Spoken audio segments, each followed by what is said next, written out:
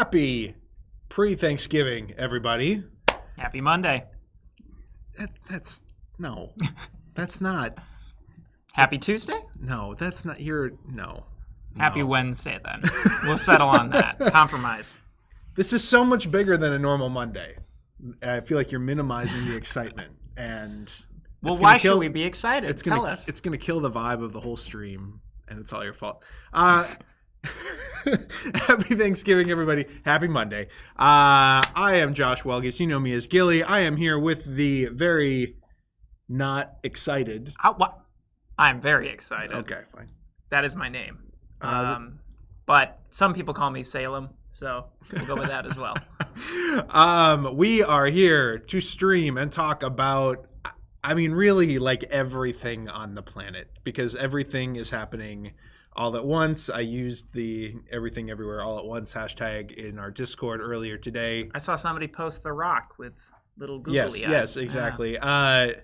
Everything in chip theory world is happening all at the same time, and we're here to talk about all of those things. But before we jump into all of those things, I do just want to call out, we are doing a bunch of giveaways on this stream. There is, my voice just cracked. I'm apparently 15 again. We're doing a bunch of giveaways on this stream, but you've got to fill out the form that is linked in the video description. We're giving away copies of Neon Rain. We're giving away copies of Kids Games, which are the big new releases that release officially today as a part of our holiday and Black Friday promotions. So if you are interested in winning a copy of these things, now I do need to clarify that the Kids Games are US only. So that's a thing. I'm sorry. It's a licensing thing. We did not design these kids games in-house, so that is just a reality of the deal. However, Neon Rain is a worldwide giveaway. So go ahead and sign up for those in the video description. And a couple minutes ago, we didn't have that many people even watching this video. So your odds are actually pretty high. So go fill that out and win some stuff. Because I believe there's 2 copies of Neon Rain, and it looks like, if this is to believed, they are the deluxe edition. We are giving away only the deluxe edition. We don't want you to have the peasant retail version. We want you to have the glorious Ivory Tower premium version. And then I think we are giving away a 3-pack of the new kids games, and we are also giving away 1 of each individual. That is correct. So if you don't get the 3-pack, maybe you can still get OctoGrabbo, which that's the best one. If you are sitting at home right now and you're like, I have always wanted to use chopsticks, but I don't know how. And also, I love octopi. This is the day you've been waiting for, really, your entire life. OctoGrabbo is the thing. I have never had any alcohol in my life, but this would probably make a great drinking game for adults. I'm just saying. So, as long as you're under 99. As long as you're under 99. It does go up true. to 99. Yes, so. Ages 4 to 99. Must be 21 to ever even think about using it as a drinking game. Anyway, okay. Why are we condoning that? There's probably some like checkbox that we needed to check on this stream. Like, is it for kids? Is it not for kids? That anytime you upload a YouTube video, I probably should have thought about that a little harder. Anyway, ask us your questions. So really, all questions are on the table. You can ask us about Elder Scrolls. You can ask us about Hopple. You can ask us about Tanglewoods. You can ask us about Dragons of Etchenstone. You can ask us about kids games and Neon Rain and Neon Night games in general and Roth and all the things. I'll just proactively and preemptively state that there are updates coming for Roth and for Hoplo and for 20 Strong. Hoplo Pandora's Box is on the water. The port strikes in Canada have delayed it a little bit beyond what we had hoped for, but it should land in roughly the first week of January, which is when the Elder Scrolls starts to land in most regions as well. And then really, really great progress is being made on Roth and on 20 Strong Tanglewoods. Just brief general update. Many things from Roth have either been sent to print or are being sent to print hopefully by the end of the week. We're in the last stages of proofing PVC. And on Tanglewoods, Poor Manny is this close to being done with the art for the game. It's on track. All art is on track to be finished roughly by December 1st, roughly. And then we're getting Salem, sit up straight. You're slouching. That's actually good. Do that. Yeah, do this. You are killing the vibe repeatedly. This is unbelievable. And we are deep into proofing. You told me to sit up. Is that a problem? We're deep into proofing all the things on 20 Strong Tanglewoods. It's getting really close to. I mean, we're deep into package design as well. Like, it's coming along. It's on schedule, and it is looking so good. I cannot wait for 20 Strong Tanglewoods to come out. So that's the Hoplo on the Water, Roth, in the process of being sent to print here in the very near future, and 20 Strong looking great. So lots of good news coming across all the campaigns, but I will communicate all of that to you formally via updates by the time I leave for my own Thanksgiving break and vacation. Anything you'd like to say about any of that? No. Great. Sit up straight. I guess so. Thank you. A few quick things, a little behind the scenes. There is a green screen, which is why Salem's eyes are cut out a bit. We're trying to. Oh. There we go. Do you have green eyes? Oh, you kind of do. My glasses. I mean, my eyes are kind of green too. No, it's the glare off of so the light boxes are catching the green screen. Oh. Reflecting the glasses. So then it's just this like black void that as you move your eyes around, which I think is hilarious, but not what everybody wants to see. Okay. It's a peek into your soul, maybe a little bit. Oh, a little bit. Yeah. Yeah, great. So fireside chat with a demon or something. I don't know. I'll take that. Let's go. So yeah, pardon our dust. We've never tried using, or I shouldn't say we've never tried, but this is one of the few times where we're actually like taking the time to use the green screen for one of our. We're actually in a room with a fireplace, is what I meant to say. Yeah. Yeah. Okay. Let's hop into a few of the questions that have already been asked. Recently discovered your company and have been incredibly impressed with your creations. Thank you, whoever you are. Thank you. Super excited to play more of your games and see what you bring in the future. You mentioned at the end of Cloudspire, your portfolio has room for a new PvP game. Can you share any early ideas? Yes. OctoGrabbo is PvP. It's OctoGrabbo, and it's PvP. There's a few different things. We've got our product line fairly well mapped out over the course of the next year, anyway, and there's not any official CTG stuff that is like hardcore PvP coming in the future. But one of the reasons that we are very excited about the Neon Knight label in general is that probably gotta hold that up above the microphone that you can't see in your frame, is that Manny has a huge desire to not just make PvP games, but dueling games. I mean, Dice Throne is an example of that. Neon Rain is a dueling game, PvP 1v1.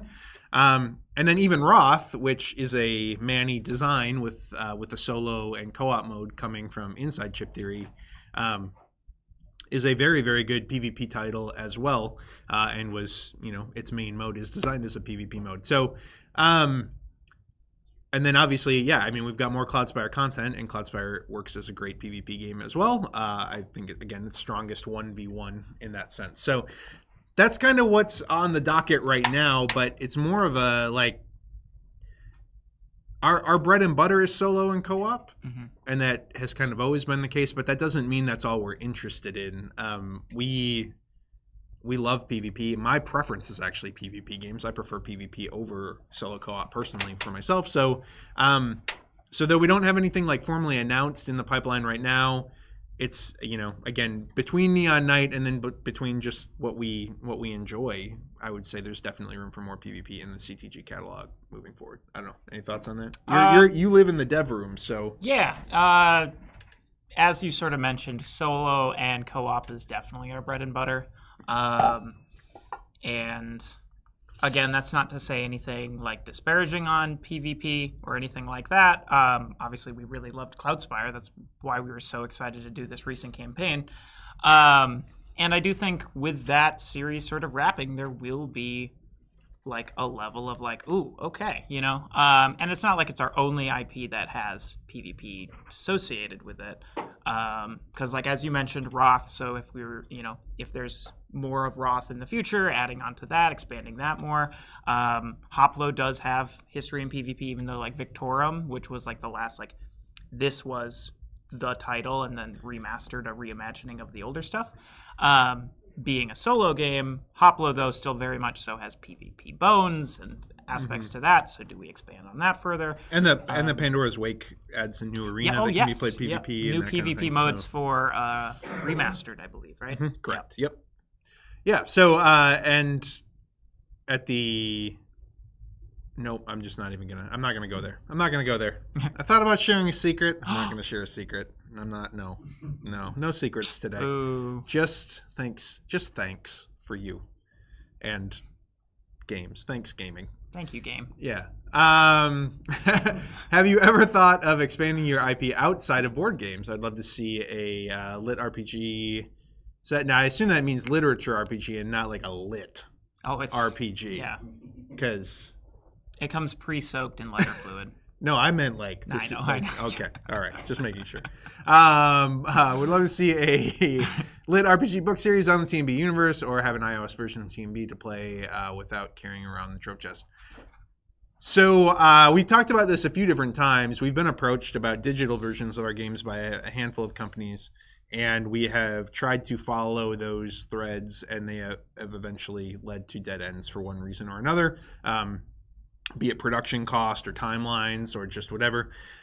We make pretty complicated games, and so there's always this. Actually, the thing that it matches most with is like watch it played videos from Rodney. It's a similar concept. There's a level at which a game becomes so complicated in its board game state that it's not necessarily worth it for a company to invest hyper heavily in making a digital version of it, because they could do maybe 3 other games in the same amount of time that might have more mainstream appeal. So that's one of the challenges that we run into with the games that are as complex as Too Many Bones or have as many expansions and that kind of thing. But we're very open to it, and if the right window ever opens, we'd love to, or the right door ever opens, we'd love to walk through it. As it relates to other things, I don't know that there's a lot of internal interest to like develop a tabletop RPG version of anything here internally. That would match business-wise. But if we were approached by a company that wanted to assist in it, that is something that we would certainly listen to and take a look at. There's always this balance of like what's good for business, what appeals to our core audience the most, what are we most interested in ourselves personally, and then also like what do we have the resources to pull off. And that's a dance that we are having day in and day out. We're always trying to figure that out. I mean, again, Cloudspire being a key example of that. We've wanted to close out Cloudspire for a long time. We had to find the right window from a company standpoint, from an interest standpoint, from a time and resource standpoint, and from a like just we've got the passion to do this right now, regardless of how it turns out or how it funds. And it happened to fund very well, which is great. So there you go. I don't know, any other thoughts on that? I mean, I think the folks that we have in our dev room, you and Ryan, I think specifically like things like TTRPGs more than most of the other.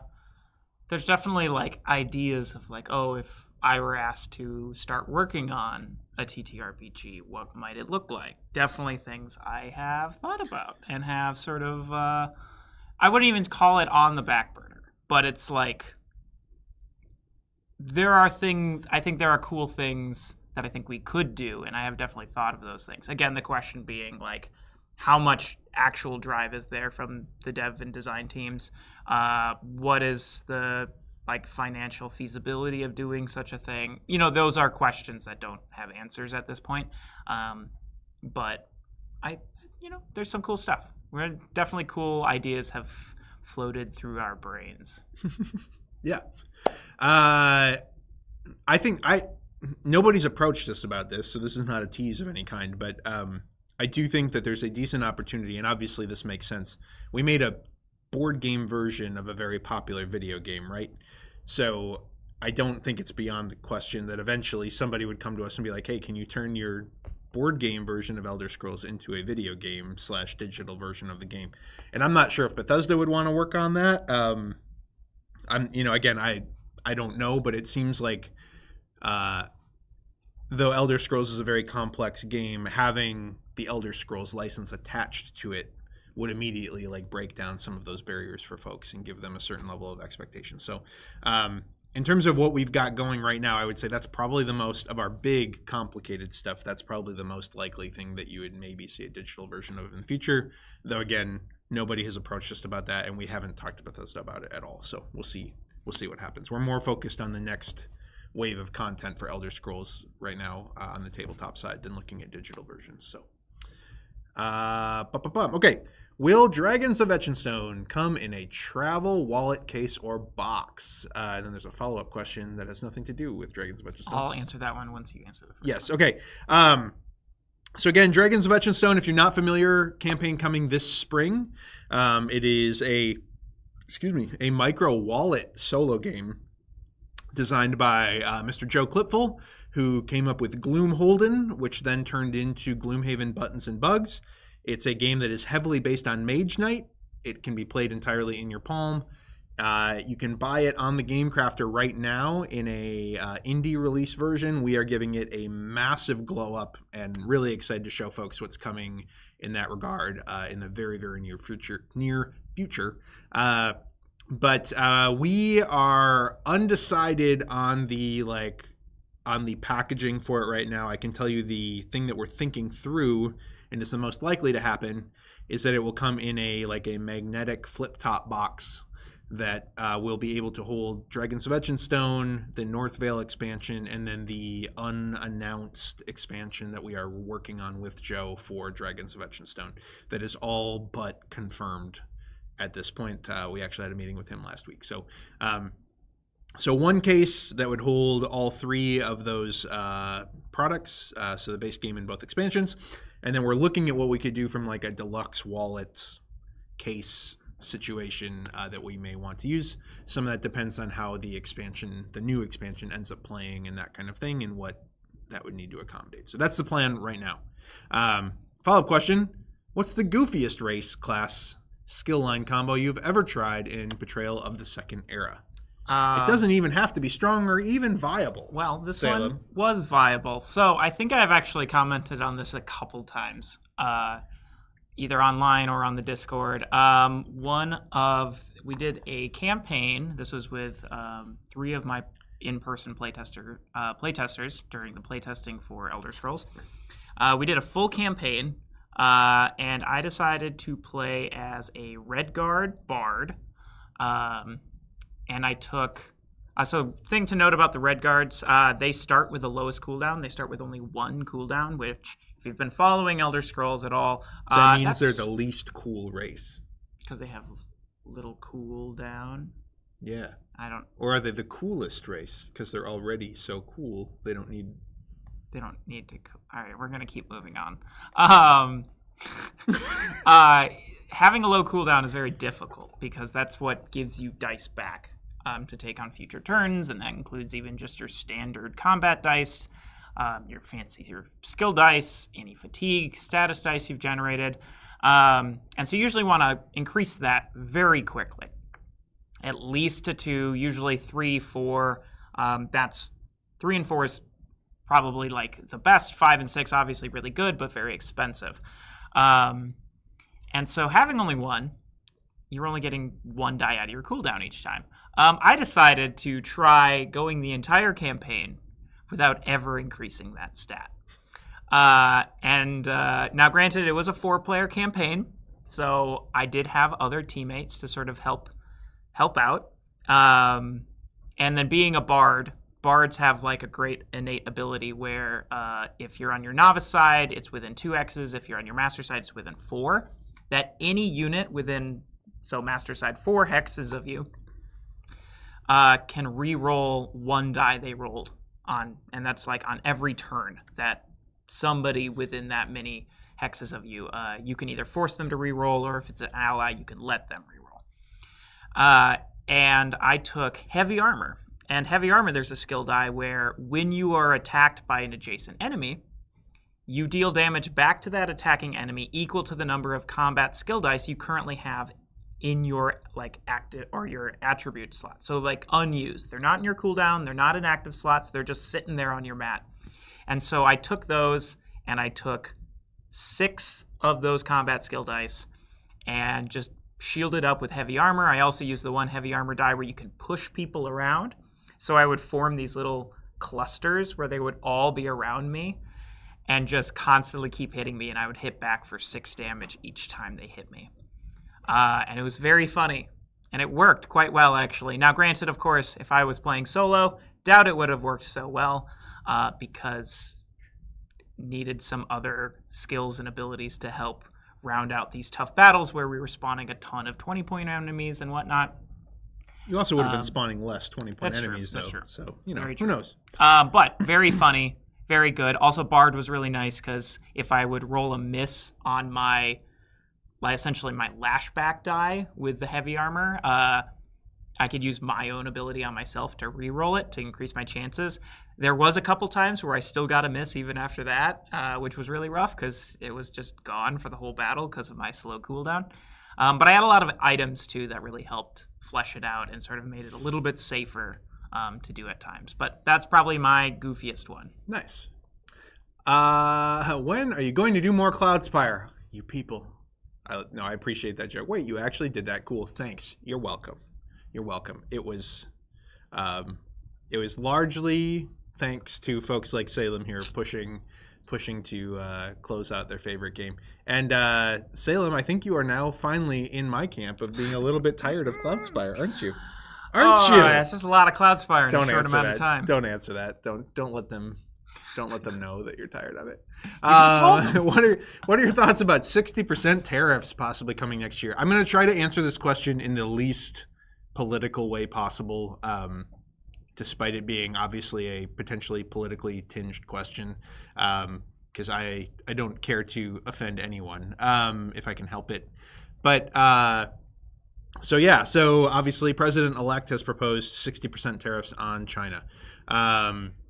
My thoughts on that are, 1, I hope that doesn't come to pass. But 2, if it does, we have enough product on the way, and we have protected ourselves by pivoting into some things like card games and that kind of thing, that if we had to move production on some things around to different locations, I think we'll be okay. The one thing I would say, so the goal of tariffs, and these are things like this are debated among economists, but the goal of tariffs would be to make it so aggressively negative to do business with a certain country, or the goal of these tariffs anyway would be to make it basically so aggressively negative to do business with China and produce things in China that we would move some of that companies would essentially move their production of whatever, or their importing of whatever, to a different country, to a country with maybe a less adversarial position, to a company or to a country with maybe a better human rights record, et cetera, et cetera. So that's the goal here. The thing is, there is no infrastructure for making toys and board games specifically anywhere else at the scale that it exists in China. And so my own position on it is I think that would be really silly because we can't get these things made elsewhere. There are things that happen like food, we import lots of food from China and lots of food that can be produced in the United States. That is a little strange to me. I'm from Wisconsin, America's Dairyland. Let's make the food in Wisconsin. You know what I mean? You know what I'm saying? We don't need to get that from China. Things like that, when it comes to tariffs, make sense to me. It doesn't make any sense from a toy manufacturing standpoint and games manufacturing standpoint. And so I don't think it would have the desired effect at all because, again, it would take decades to establish an infrastructure to produce a lot of these things anywhere else at the way that people now expect board games to be made. There are other countries that can make cardboard games decently well. There's other countries that can do, including the United States, that can do cards fine. But especially when it comes to anything dealing in plastics, miniatures, the kind of premium production stuff that we do ourselves and a lot of other companies are starting to do, I just think those games might need to stop being made for a little while until those tariffs came to pass. So that's my thought on it. There's also just, in case you are not aware, the reason that producing games in China and manufacturing a lot of things in China is cheaper is not just because of like cheap labor. Like we're well beyond the really, really yikes and kind of sleazy days of like sweatshops and that kind of thing over in China, with any reputable company anyway. But the Chinese government actually subsidizes a ton of manufacturing stuff for companies within China to make sure that China can always offer the lowest price on a lot of manufacturing things. Now, can they subsidize things 60%? I probably not, but my thought is that if these tariffs do genuinely come to pass, there's a high probability that the Chinese government will actually subsidize a good chunk of it to make sure that people still continue to produce things over there. We'll see what happens. My only other thought is just that a whole lot of promises get made during every political season and every political campaign on both sides of the aisle. And in my 41 years of life, I've seen about 1% of those promises come to pass in most capacities. So my other hope is just that, it's one of those. It's one of those things that's all bluster and never comes to pass and gets used to, whatever, maybe as a political bargaining chip to maybe improve some things over there or what have you. So anyway, that's what I'll say about that. Again, I'm not trying to get political on any of that. That's just the reality of the situation. And again, I hope they don't come to pass because I don't think they're a great idea, at least as it relates to our business sector. Again, anything that helps Wisconsin, I'm for. So there you go. All right, with Neon Rain done and with done shipping, what does the future hold? Neon Rain 2, Super Neon Rain 2, Super Neon Rain 2 Turbo, Neon Rain 20 Strong. I have told Manny actually that if the next version of Neon Rain is not called Super Neon Rain 2 Turbo, I will be Tournament Edition. Also, I wanted Tournament Edition added on there. I will be exceptionally disappointed in him. We are looking at more Neon Rain. Manny has ideas for more Neon Rain. There's some things that he's got a tower mode he's thinking about, a la the way that the single player in like Mortal Kombat works. He's got some ideas that might take it into more of a like side-scrolling beat 'em up direction. He's got a lot of great ideas for where this could go, so we're kind of waiting to see how successful it is. It's going to take a little bit to get the word out about this game. We acquired Neon Rain and Neon Night Studios 2 days before this campaign launched, so we didn't have a lot of time to do much legwork on it. We've sent out a bunch of review copies. I think a lot of review content is going to start dropping this week, and we're really excited about this game. It's a great little dueling game, and it's got phenomenal art and phenomenal production, and I think the future is very, very bright for it. We just need some time with it to promote it in the way that it deserves and to send out a bazillion review copies so that people can play it. It's a massive hit at conventions, at every convention that Manny's taught it at. Like it sells itself. You play one game of it and you're like, yep, this rules. I love this. I'll take a copy. So I think once we get a chance to like show it off at PAX and get through a convention season with it, I think you'll start to see it gain some really strong momentum. No plans for a 20 strong deck with Neon Rain right now, but again, we never say never on anything. So I don't think Manny's real anxious to do a whole lot of more 20 strong art right now for us, if I had to guess, because he's done something like, this is no joke, he's done something like 400 or 500 pieces of art in the last couple months for 20 Strong Tanglewoods, which is absolutely more than he bargained for, and I think more than any of us really bargained for. We were able to reuse so much original art on the Hoplo and Too Many Bones decks that it kind of escaped us how much original art we were asking for the 20 Strong Tanglewood series. And I think Elder Scrolls and Hoplo Victorum are probably the two sexiest products we've ever released or are about to release. But by the time you see all of the amazing, unique art that's within 20 Strong Tanglewoods, despite its micro size, I think it's going to give those games a run for its money. It's going to look that impressive. He's just killing it. But I also think he's going to want to break for a while as it relates to anything 20 Strong related. Well, he's actually taking a break right now because he's in the chat. Oh, he's in the chat? Get back to work. Manny. I did not know Manny was in the chat as I'm sitting here like complimenting him. So yeah. I'll let Manny answer any questions related to Neon Reign's future and just all that kind of stuff in the chat because Manny's awesome and I love you, Manny. Thank you for joining us. One additional shout out because there's also a lot more people in the chat. So if you missed it up top, make sure to fill out the form. You can follow that in the link below. They should be pointing down right now because it's below them. Yeah, there. It's right down there. It's underneath the table. Go hit the link. You can win OctoGrabbo. You could do a giveaway form, but also there's a question part there. Don't ask questions there. If you have them, just ask them in the chat. We're not looking at it anymore. And I think that's all I've got. Okay. When, if ever, will the kids' games be available outside the U.S.? I don't know, and possibly never. Again, it's a complicated deal where we're kind of licensing them from both our manufacturer in China, who releases them and sells them in China, Gameland, and Reiner Knizia, who has designed most of these. I think there's one of the original 4 that Reiner did not design. So we are licensing them. We did not design these games in-house. We have just played them and loved them, and our kids have loved them. Our manufacturer, Gameland, sent us, this is no joke, like 25 kids' games. And we took them home and tried to play as many of them as we could with our own kids. And we were like, hey, which of these are a hit? Which of these are not that great? So we're carefully vetting them, but they're not our designs.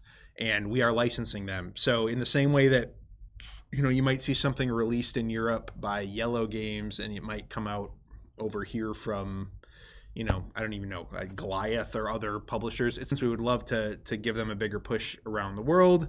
I don't know. I'm not an expert in that area and it's not necessarily my department, but not anytime soon anyway, unfortunately. Sorry. Congrats on the Elder Scrolls launch. Woo! Salem. Thank you. Yeah.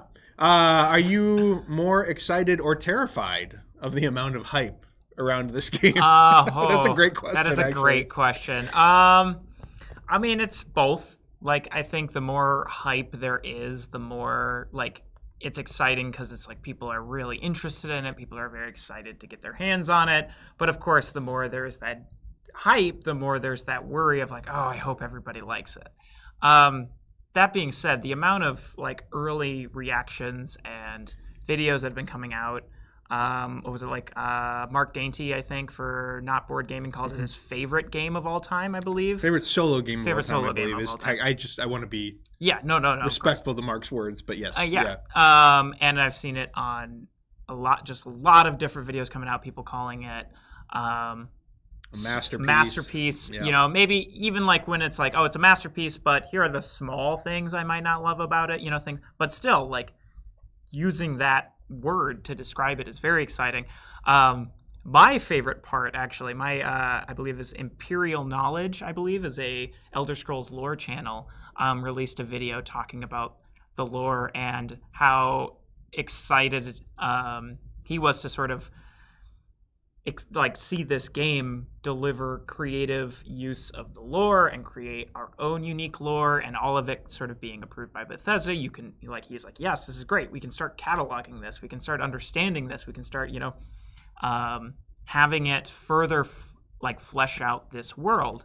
And seeing that was very exciting to me because Ryan and I in particular spent a lot of time diving into the lore to make the quests and the encounter cards have so much flavor and have that blended in. Y'all spent a ton of time playing ESO to get a good understanding of how the second era works and all that. Yeah. And so when initial videos were coming out, a lot of people were like, oh, it's Elder Scrolls.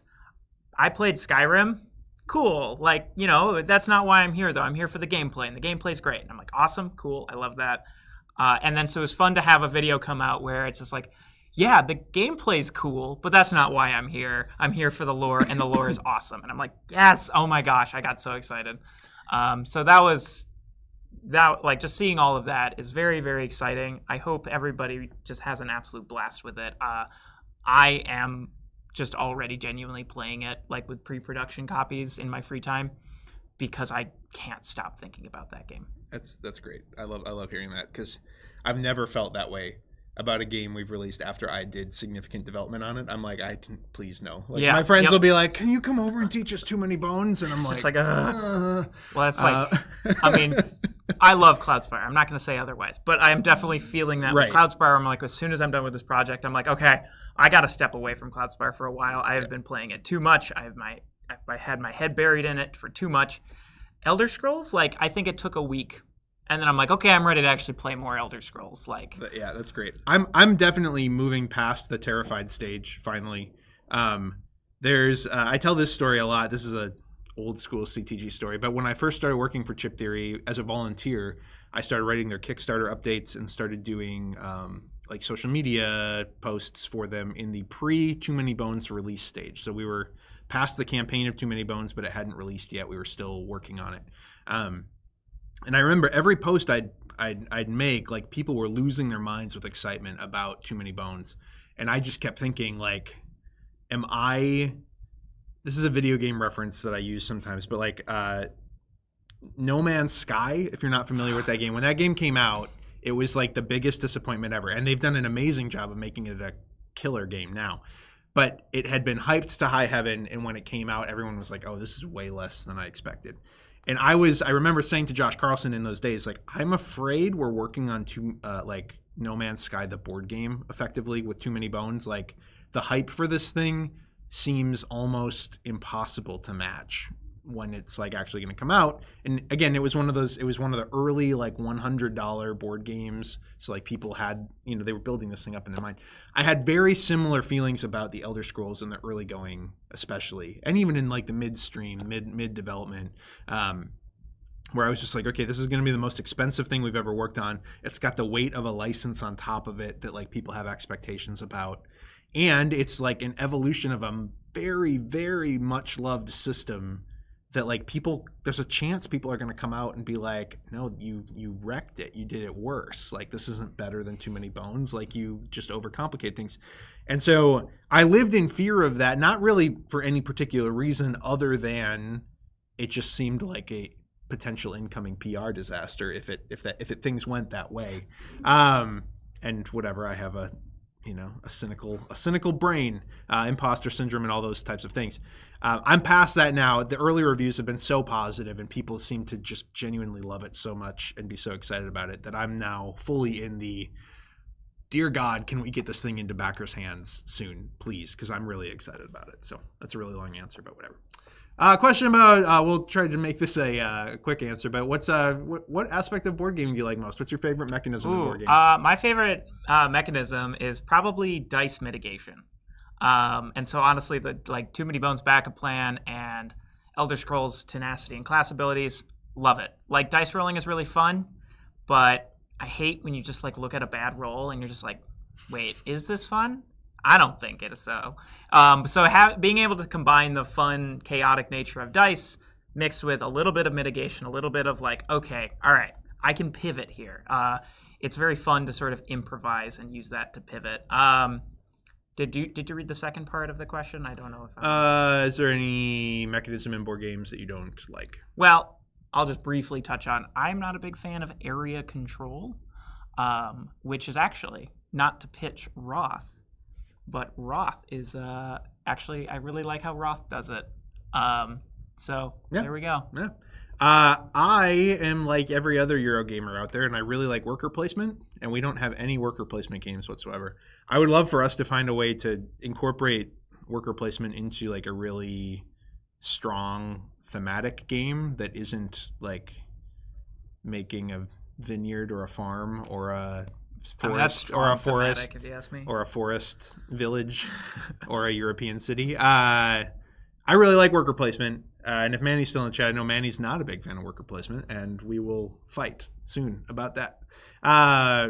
But yeah, I really like worker placement, and even though it's cliche, like I don't like roll to move. That's not great, generally speaking.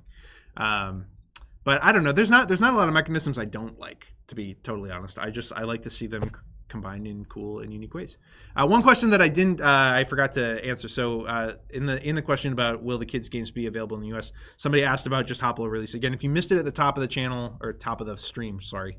Update coming on Hoplo this week. It's on the water. It's slated to arrive roughly the first week of January. I have production copies of things in front of me. Metal pegs and Mercury's boots, tracker pads, and new brass mag tokens that won't open. They're just called mag. They're tagged mag tokens, sorry. And these are this is the update pack for the original campaign right here. Pandora's Might, Ruin. It's all coming. It's all coming. It's on the water. It's on its way. If I can show you the internal packaging of this as we move on to the next question. Okay. No question. Just a comment saying how insanely excited I am about Elder Scrolls. Same. Us too. Okay. Last year you offered the trove chest on the website for the holidays. Will you be doing the same this year? Yeah, it's available right now for pre-order at chiptheorygames.com. This is a good question. Do you have any plans to make the trove chest update pack or upgrade pack or deluxe Gearlock and Tyrant storage pack? All the different ways that it is referenced and named available. So we had planned to offer that for the holidays this year. Here's the deal. There are very, very few people who want it anymore. We've offered it several times over the years to folks who have the original first version of the trove chest. And again, it's one of these things that inventory management on this item is hard because it's for a very specific group of people. And that group of people gets smaller every time we offer it. So we do not have any in stock right now. We thought we had some, but it turned out that after doing an inventory, both Spiral Galaxy and Aetherworks and our own internal warehouse did not have correct numbers on what we actually had available. And we had way less than we thought. We can't offer it for sale. However, there is a chunk of them at VFI Asia right now, and we are looking at the prospect of getting some of those shipped to other hubs in the world so that we can assist folks who really, really need one for their original version trove chest. I cannot promise you that we can get you one, but if you submit a ticket to customer service, we are trying to work with people to help them get one if we have enough from VFI Asia shipped to other hubs. It may take a month or two. Again, there's significant logistics involved, but we're trying. So submit a ticket to customer support if you are looking for one of those for your first version trove chest. We will do what we can. I'm not promising anything. We will do what we can. That's the solution for right now. We may do a very small print run of them again in the future, but again, it's a limited item for a limited scope of people, and there's only so much we can do. So I just want to show the internal packaging of Pandora's Ruin, which this is what it looks like on the inside. Got your cards, chips, dice tray, card boxes up here. It's a beaut. It's a beaut. This is coming soon. It's on the water. It sure is going to look different than what you just saw because the green screen is interacting with it in fun and unique ways. Oh, that's fun. Cool. Yeah, so it'll have dynamic graphics. As you can design, see, right? it's see-through. I don't know. It's probably not see-through. Okay. Here we go. When eating food, do you start with the stuff you like most first, Thanksgiving or food save question. it till later? This is good. I like to equally distribute, and then I will end with the perfect bite. I will, after tasting everything, decide which flavors I think, if any, would pair well together of the things I'm eating, and then have that last bite be that perfect combination of whatever is left. Here's the thing. I would bathe in mashed potatoes if I was given the option. Yeah. And turkey is fine, and you need a little protein in your diet. But I say, why even take the things that aren't your favorite?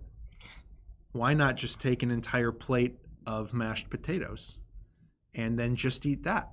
That sounds good to me. And that's my Thanksgiving. Yeah.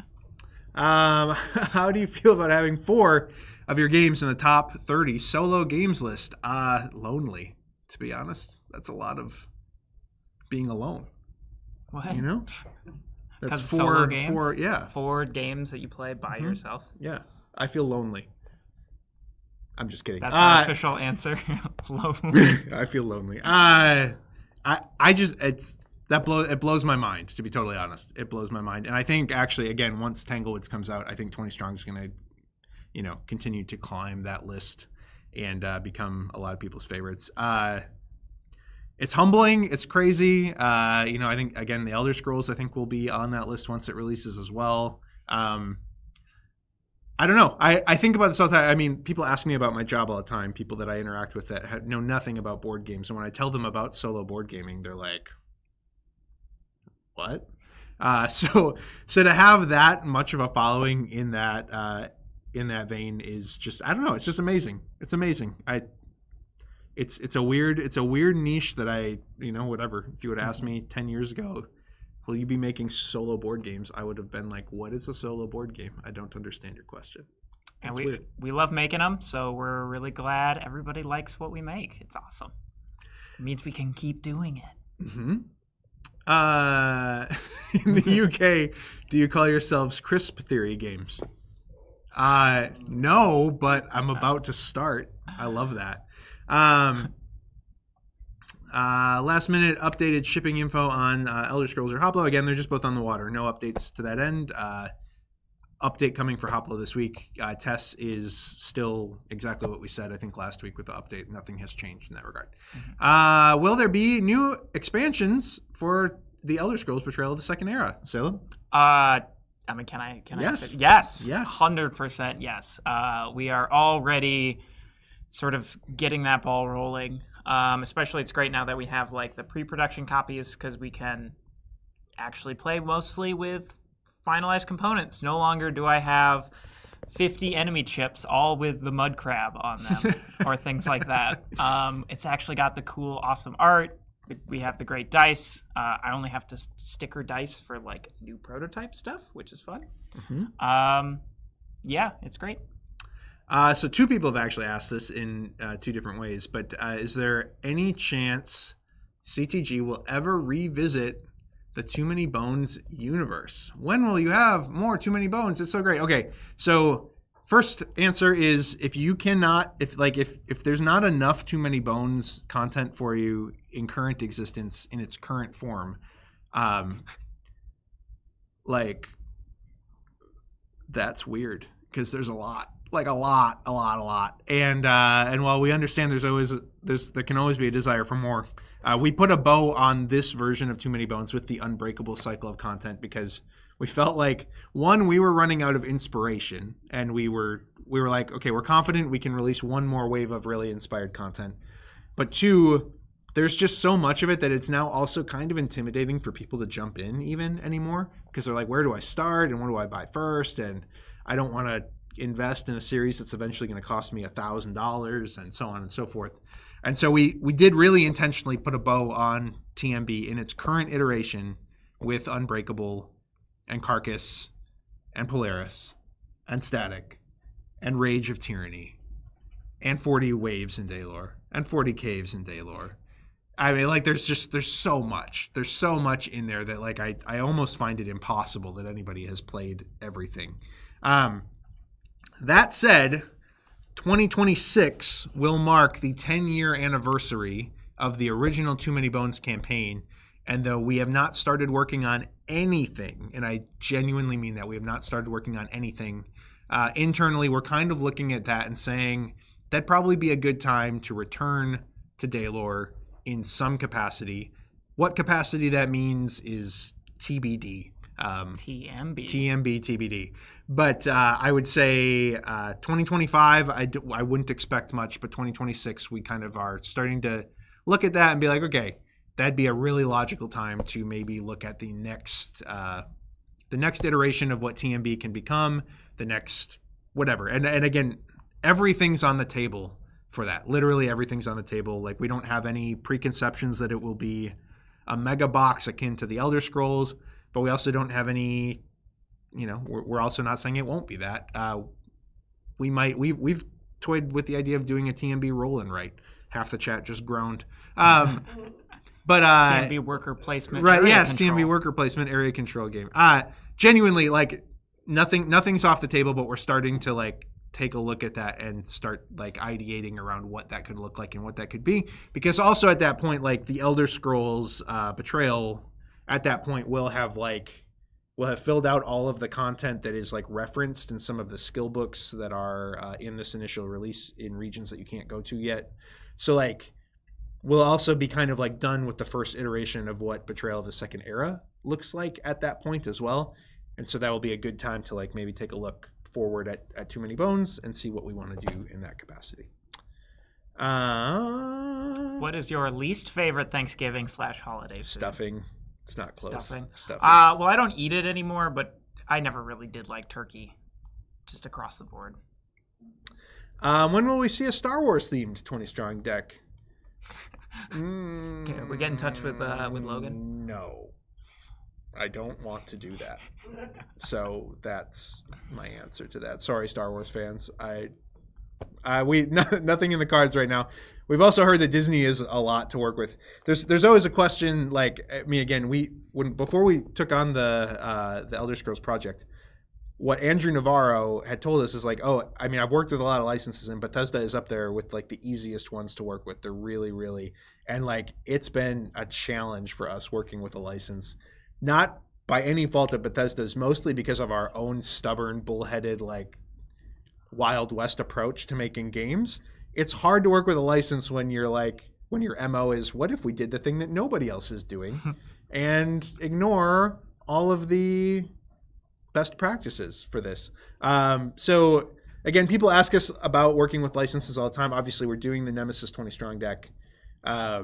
But we're not necessarily anxious to jump into any additional licensed products in the short term anyway, because it's a lot. It's a lot. It's very different from the way that we tend to enjoy making games the most, and so we'll see. That's not us saying we're never going to do a licensed product again. Almost certainly we will, but it's just we're not like there's very few licenses that we're like, yes, can't wait to make that. It's a lot. Just an update on time. Y'all have been live for just about an hour. Oh my goodness. We're going to put a cap on any incoming questions. Okay, and I'm going to try and shorten all my answers. Yeah, we'll speed run these last ones. Which gear lock was the most interesting to create? The only one I ever made from scratch was Carcass. So, Carcass. Riffle. Which I only did like later development work on and tweaking, but still, Riffle. Are there any horror genre games on the horizon? Hopefully. That's me. We'll see. That's me advocating that I want that. I'm not a big horror guy personally, and Nemesis is in that vein at least. But there's a couple themes being thrown around for a few different things that could go in a at least more grim, dark, horror-ish direction. We'll see. Nothing to announce and nothing fully confirmed even on the back end. When will we get how to play videos on the Elder Scrolls, Andrew Santoro? Yeah, when? Well, he stepped away from his desk as I asked him the money question. Yeah. His entire existence has revolved around these videos for the last 3 months. So soon. TM. We are trying to have them out before we ship any copies to backers. So I'll say that much. And it's going to be right in that, again, that we gave that late December date for the first wave of fulfillment. That's when we're kind of targeting to release these videos. Santori is working hard on them. And don't worry, we'll delay shipments if that's what it takes. To make sure we get your videos to you in a timely manner, we'll make sure your game gets to you late. That is our commitment to you. What games do you like to play with non-gamers? I like Love Letter. I think that's probably one of the, for people who genuinely have really not played any. I like that one. That one's pretty easy to teach, and most people start to understand it pretty quick and start to even develop strategies pretty quick, which is fun. Yeah, I don't think I have any non-cliche answers to this question. I think the most complicated thing I've been able to get non-gamers excited about, though, has been Quacks of Quedlinburg. So, but all the standard ones. What did you just say? Love Letter. Love Letter. I don't know why I'm blanking. Coup, Ticket to Ride, etc. That's my Twilight favorites. Imperium. Exactly. The usuals. How much do you play CTG games outside of work? I can say with confidence, 0, to be totally honest with you. I played 3 games of Elder Scrolls and a game of Burn Cycle in the last week. There you go. Heard about a possible TMB2 thing? Or is that a thing? Just covered that. Yes, it is potentially a thing. Not next year, but we'll see in the 2026-ish realm. Which theme will be next for 20 Strong decks? Nemesis and Cloudspire. That's it. To announce for you right now. Well, Cloudspire's already announced. I know.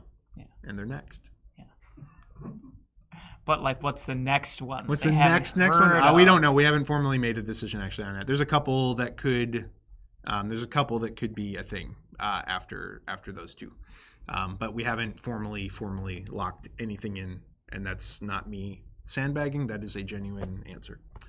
What is Gilly's top 5 favorite Chip Theory games? I'm just going to answer my favorite, and that will forever be Undertow, because if you've ever heard me talk about the way that game got developed and kind of what a whirlwind Wild West era that was, I'll look back on that era of my life where I gained 20 pounds and slept 2 hours a night and worked here until 2:00 a.m. for like 3 straight weeks.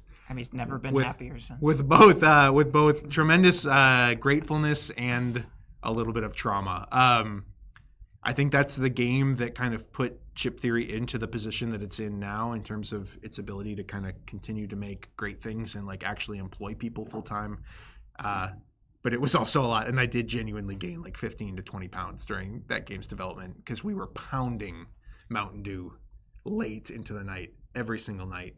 And that Adam Carlson had some health issues right around that time that took him out of being able to meaningfully develop for that series. I had no experience as a game developer, and I just kind of got thrown into the fire, and we just kind of made a thing. And that's bad jokes and the weirdness in Undertow are kind of like turned up to 11. It's like, that's a lot of 2 a.m.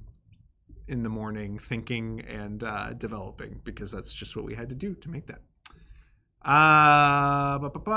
Yes. When are the expansions for Betrayal of the Second Era planned? That will be a campaign in about a year. So October of next year is when that campaign is planned.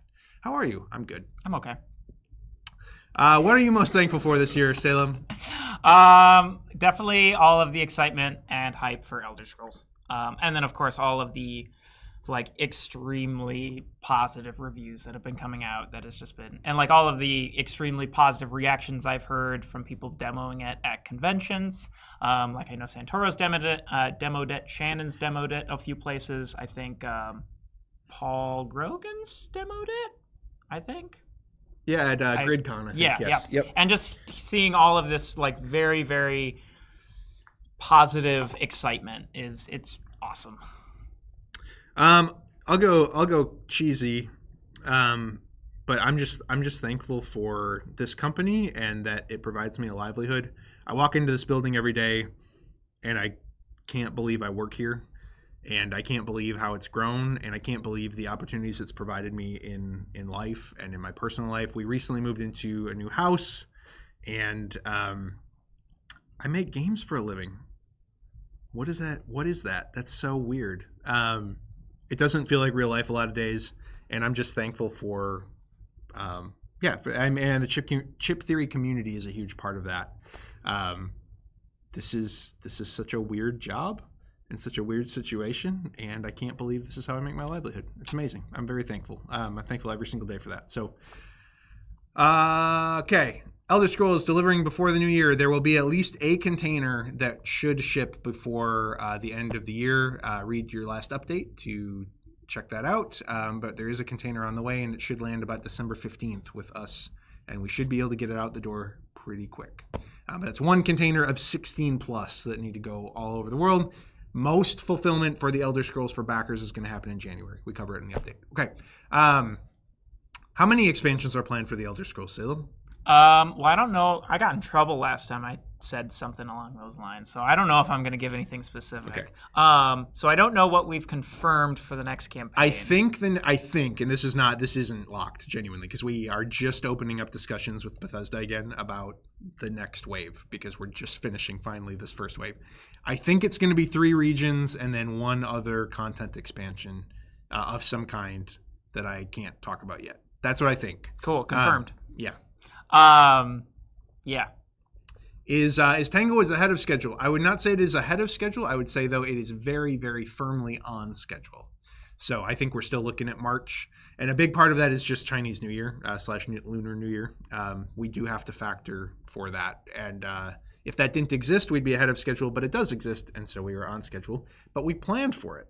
So there you are. Cloudspire GameFound Pledge Manager opening soon. Yes, it is opening a week from tomorrow. It will be opening on December 2nd. Around 8 o'clock, or around 10 o'clock in the morning. Sorry, 10 o'clock Central Standard Time. That is when the Cloudspire GameFound Pledge Manager will be opening. It will include the new chip bag. It will include the Abanthi chip for $1 that you can get. And it will include the reference sheet pack that you can buy that has like a billion extra reference sheets for all your various a lot of referencing needs. Question about metal promo chips for TMB.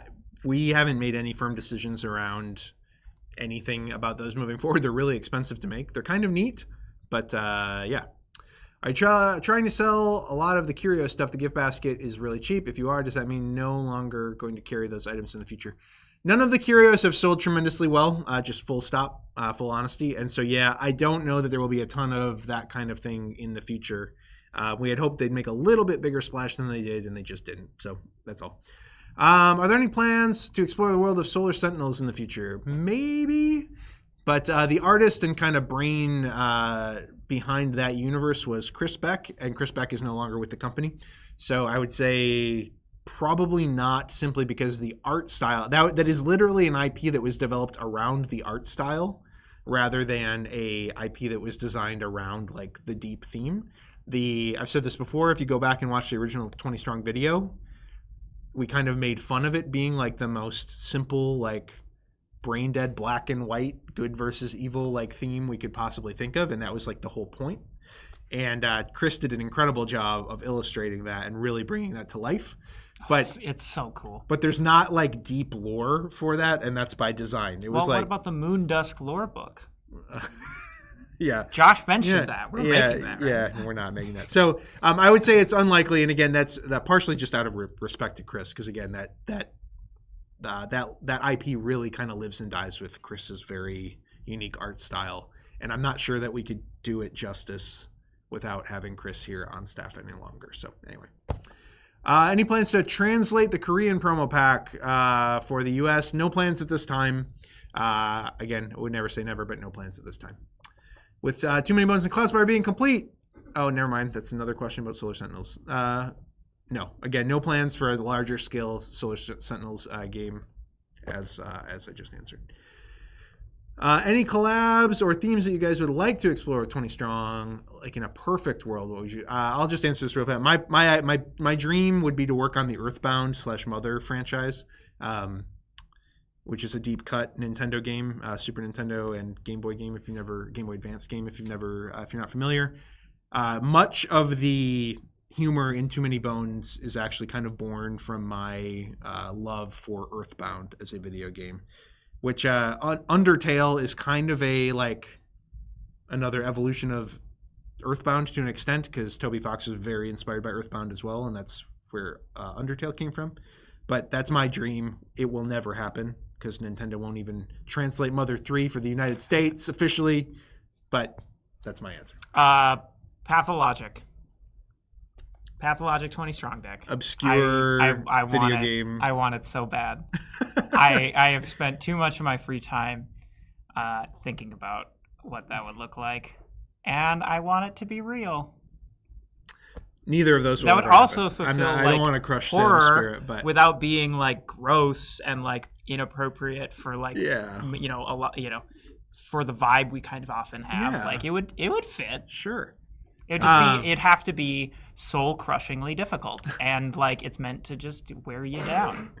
Are y'all possibly thinking about doing an Elder Scrolls 20 Strong deck? Yes, yes, we are. We would very much love to do one, and we are starting to open conversations with Bethesda about it. We don't want to go too far down that road without knowing that we can actually indeed do it, and we do not know that we can in fact actually do it just yet.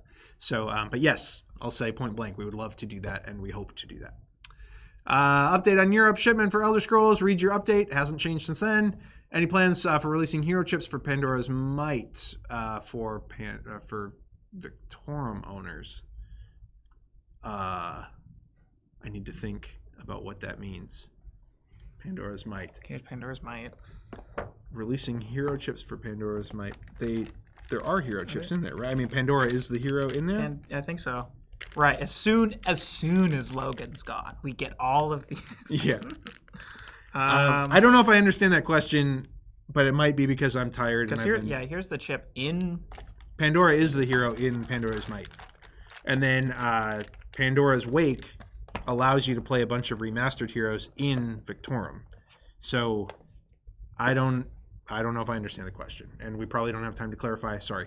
Well, the Elder Scrolls new content fit in the current box.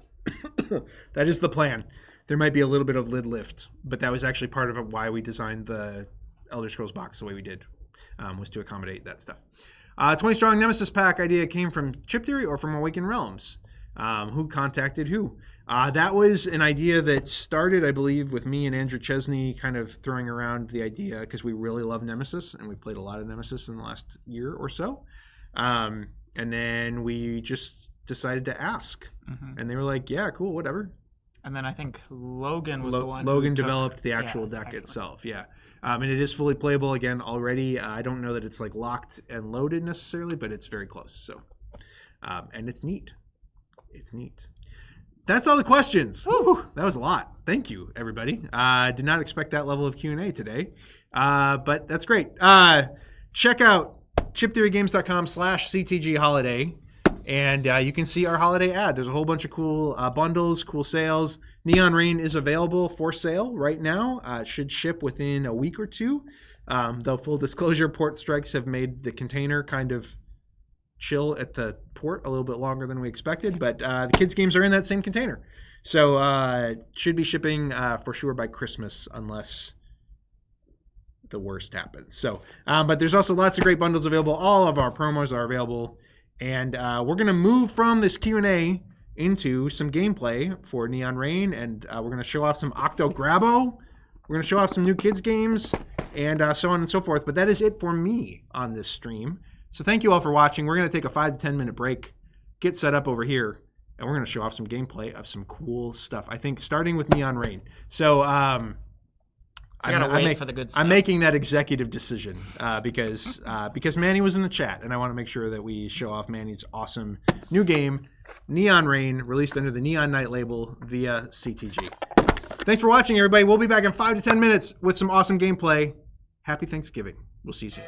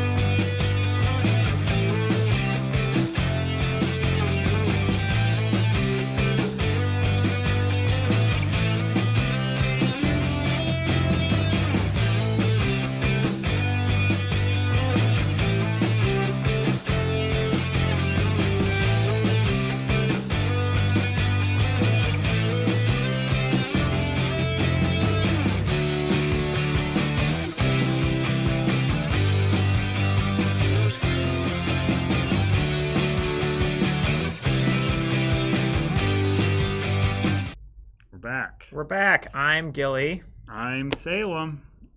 And together we're... Andrew Santoro. Yep. That's how it works.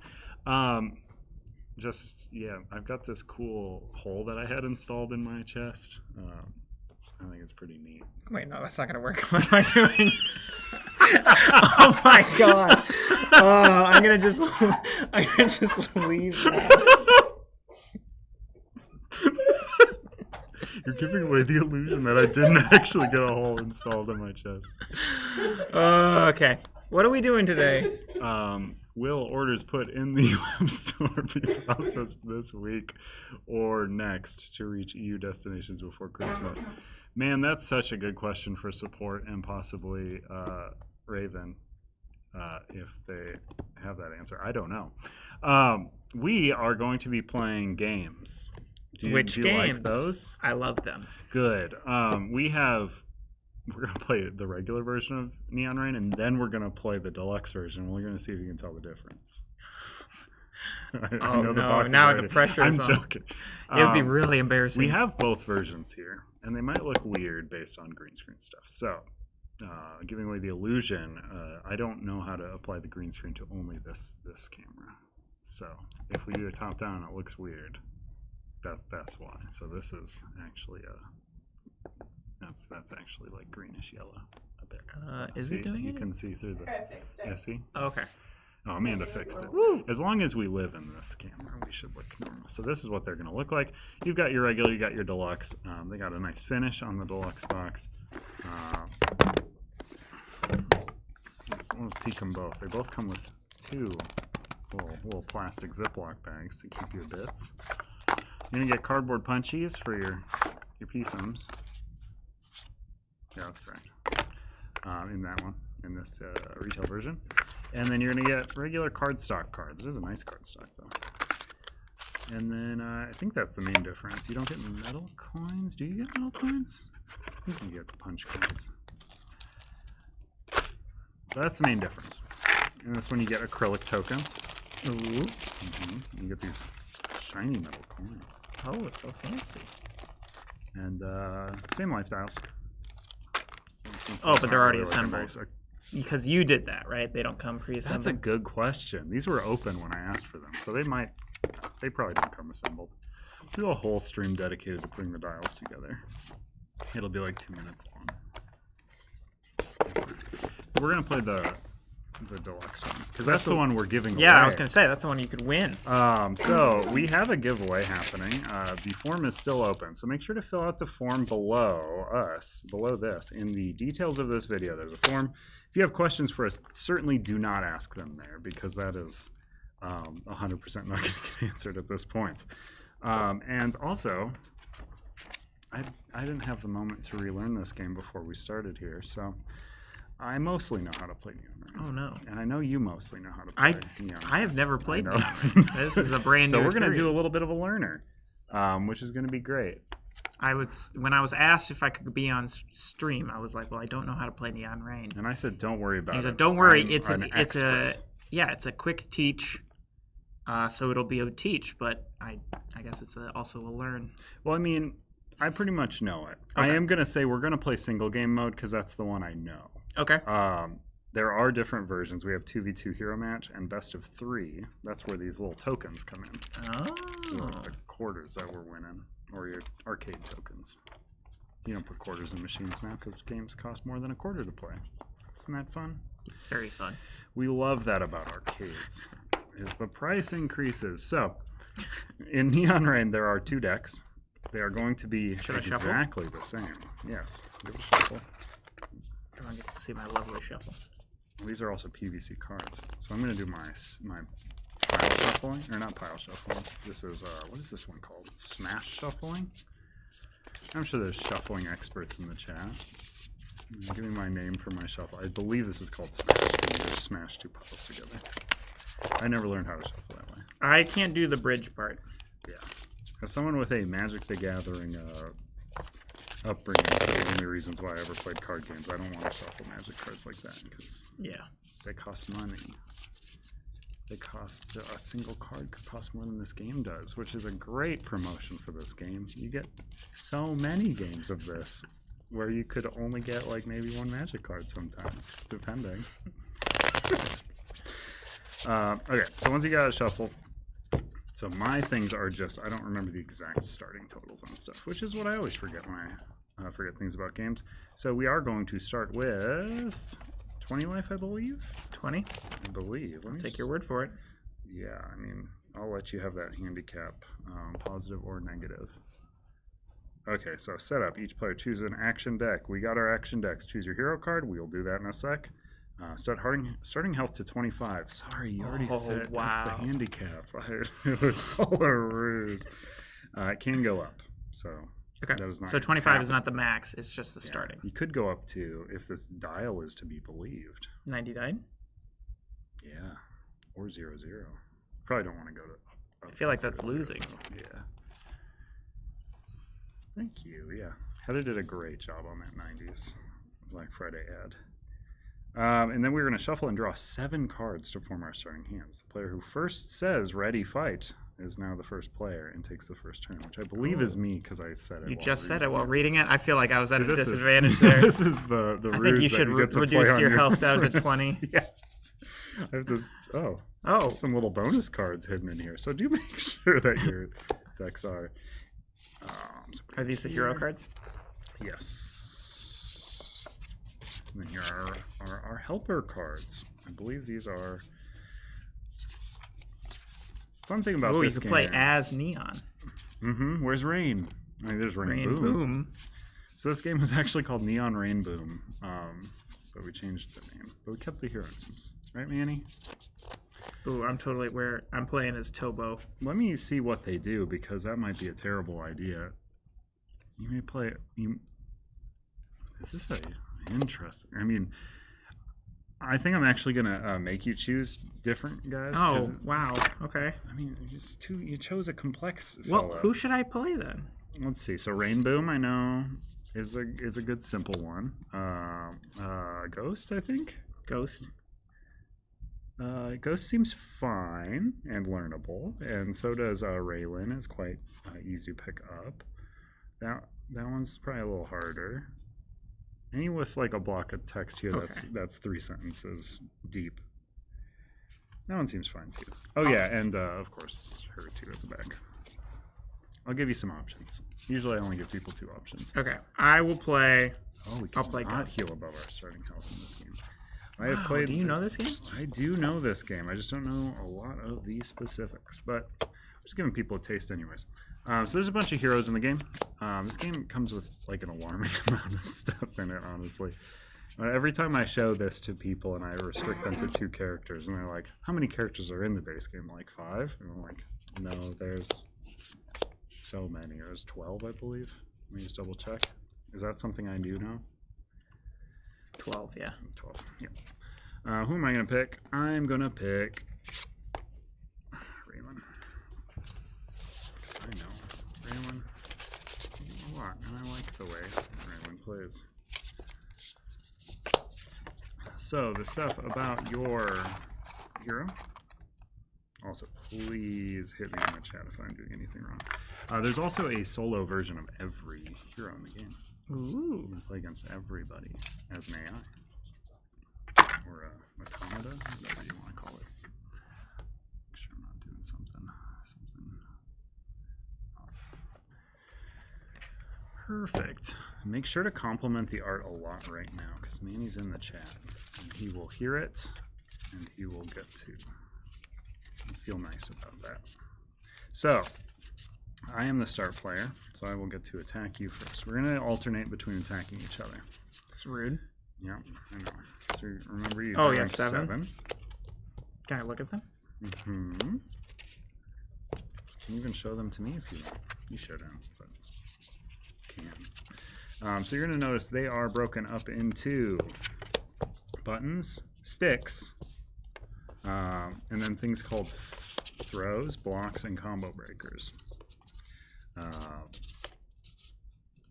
just making sure I'm not saying things wrong in the chat. Perfect. I'm doing a great job. So when you're doing attacking, you're going to be looking at this side of your helper card. When you're doing defending, you're going to be looking at this side. Okay.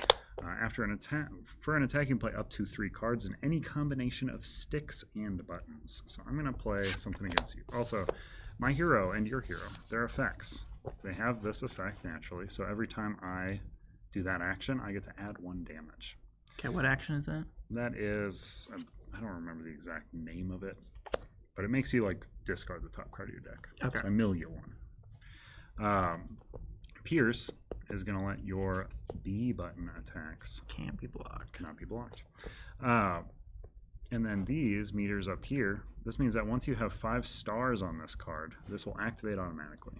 This will deal 4 damage, give you another star, and give you a shield. Mine will deal you 3 damage, and then it'll grind. Which will also add 1 damage, so it'll deal So 6 mine will deal damage 6 at the total, cost of 3. and milling you 3. There's those tokens. We're going to need them and use them often. Okay. So I'm attacking you. I'll also try to play a combo that showcases how all of this stuff goes together. So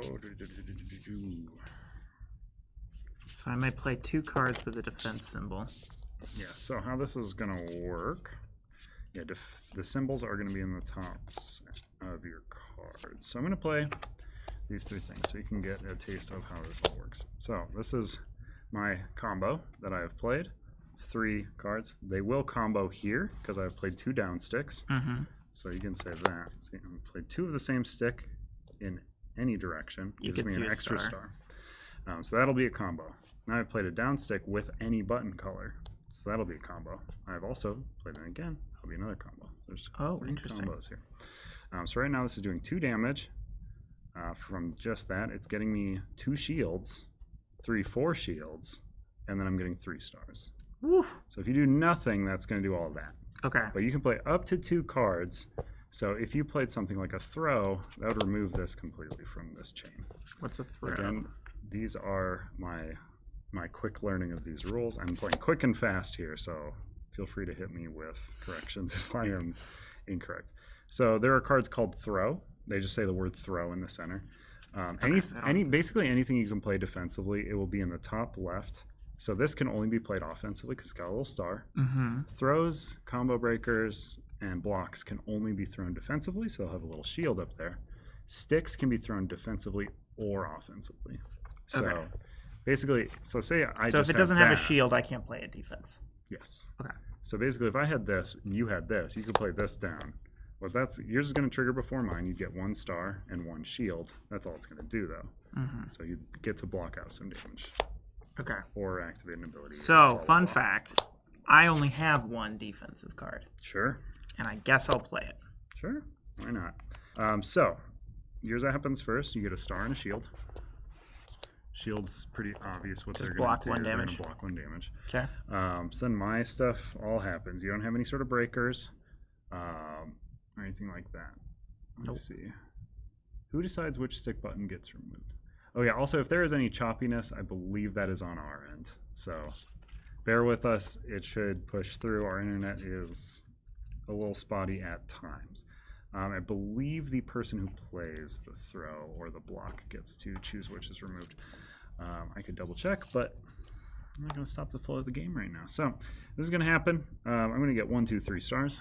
Oh, I know why I'm not going to do well. I have the 2nd player health tracker, but the 1st player action deck. Thank you. There we go. All right, now it's game time. Win. So I've got 1, 2, 3 stars. Resolving all those sticks. I got 1, 2 shields off just the sticks. Now I want to resolve the button. That's 2 damage. It's going to ping your shield off and then deal 1 to you. Also, all these tokens are assumed to be infinite, I believe. Correct me if I'm wrong. But so like if you had more shields than there are shields, I believe you can have excess shields. Okay, so we have resolved the sticks. Resolve this damage, now this bonus. So that would give me another shield and another shield. So boop, boop. Oh my gosh. I'm in danger. And then these are all going to discard. So, other thing about this game, that's my whole turn. I don't draw back up. But do I? On my turn? The only time you're going to ever draw is if you choose to skip your attack. So, me playing 3 cards at once might not be good. Might not be so hot. Okay. Let me double check. I mean, I know that's how that works, but I'm going to look at some other stuff while you formulate your turn. So I'm going to see about the throw. I'm going to also double check about shields and where they go.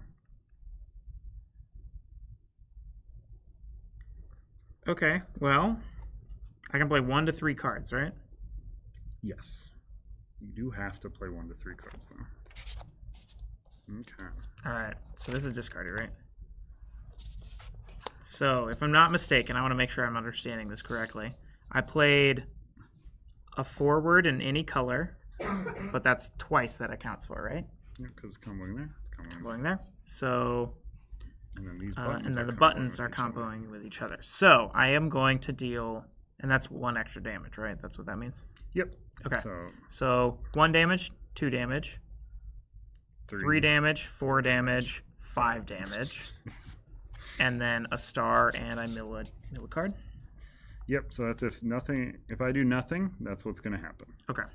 And also, this stick cannot be played defensively. Some of them can't be played defensively. I'm going to go to my phase where I get to defend with up to 2 cards. I'm going to throw. So I'm going to completely remove that from the combo altogether. Wow. Mm-hmm. This is rough. So now you're going to hit me for 3? Yeah, I guess so. Yep. Yeah. There go your To hit 3 of your my shields. Yikes. Oh, gosh. I had quite the opener. All right. And also, that will be evidenced by the fact that I'm going to go fully shield down with a bad play this turn. So, complete 0 combo of just 4 damage. I mean, I just have to take it. Mm-hmm. But now I'm empty, so you know I can't defend. Mm-hmm. You also know I have to skip my next attack to draw. Sweet, cool. I will deal you 5 damage, I guess. All right, so I take 5. Or I take 4. Yeah. So I ping my shield away. Down to 20. And guess what I also have to do? Skip my attack to draw. I mean, honestly, it's the best time to do it. So I'm skipping my attack to draw. You get to do the same. So we're just back on turns. Doing a very evenly matched thing. Okay. This is better. Also, if you have drawn a combo breaker, I'm not going to ask you to reveal that, but you'll notice it has like a little plus sign on it. That means that you can add a button to combo breakers. So you can add a button to deal damage. So if you just want to finish me off, if I'm at 2 life, you can respond with a combo breaker and just add a button to it to just kill me. That's pretty fun. Because it's unblockable because I don't have a block phase on your attacks. Yep. So it's a fun little stratagem. Well, this isn't, I think the noises you made with your hand were a little more excited than the ones I'm going to be making with my hand. So I'm going to go green, plus... let's see, green plus... Oh, let's mill you a bit. Oh, yeah. It's going to be bad if you block that stick, but it's great if you don't. So right now this is going to net me 1, 2, 3, 4 damage. 1 star. 1 mil, which would be an additional 1 damage. And then that's it.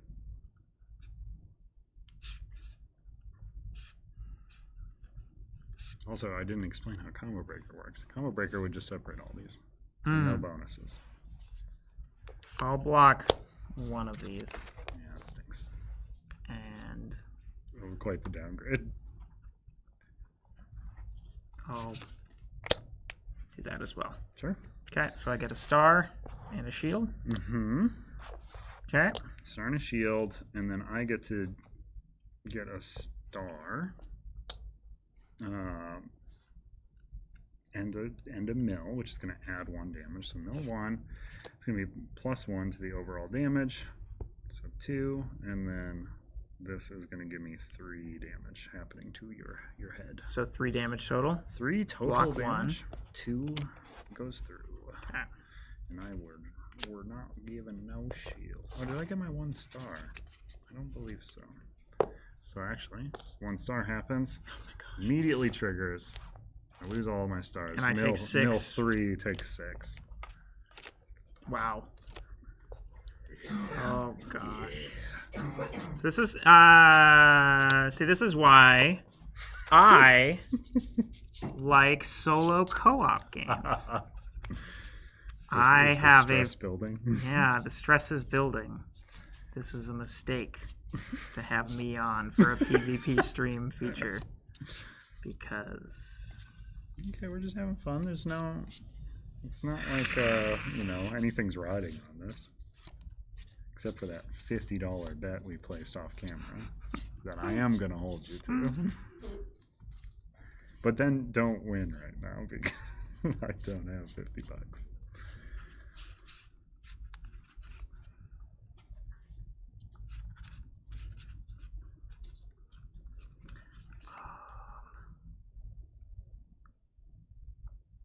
Oh yeah, and once you run out of deck, you're out of deck. Is the other thing.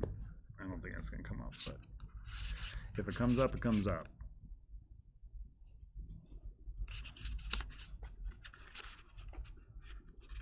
Okay, I'm going to try this. Who is this character? They're so cool. Okay. Interesting. Yeah, so this is going to be more like that. Mm-hmm. Or, no, up arrows don't combo with anything except themselves. Yep. Okay, so, or you, if you had 2 up arrows, it would combo. All right, so this is going to be, I'm just going to burn this out of my hand, just so I don't want to think about it. So you're going to get 3 stars, and you're going to make me trash a card. Which will trigger my thing. So now, I deal 4 damage, I keep a star, and I get a shield. Oof. Oof. So that's, and that was everything resolving, right? Yep. Star, and a mill. So I was at 21. I took 4. I'm down to 17. Ooh. And my block goes away. And then I'm going to do that thing where I empty my hand once more in a very unsatisfying way with no final combo here. It's just some healing. So right now, if you do not block my stick, I'm going to get... Okay, well that's something. If you don't throw my stick, I guess, I will gain... Well, I'll gain 2 life from the combo here. And deal 1 damage? Deal 1 damage, yeah, that's my only combo. And I get 1 star. I do get to heal for 2. Put me back at a ripe whole 19. I'm going to spend my attack to draw up. Me too. So it is going to go right back to you.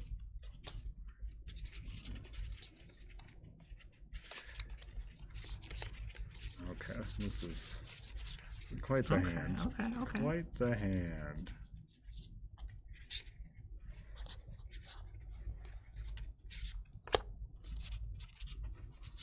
Their ability costs 5. If I want to peek it. It deals 4 damage, but it costs 5. Alright, there's my play.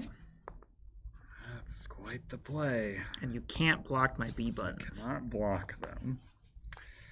Yeah, okay, so that is going to do a total, well, right stick adds damage. So that's 2, 4, 5, 6, 7 damage.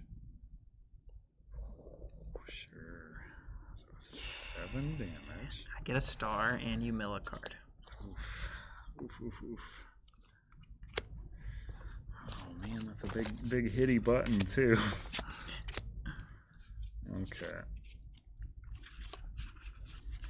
I just like the vibe of frantically jiggling the stick around to try and get something to happen too is my favorite play pattern. I go right, left. Wow, I did that backwards. I'm direction dyslexic. How's that? That looks like something to me.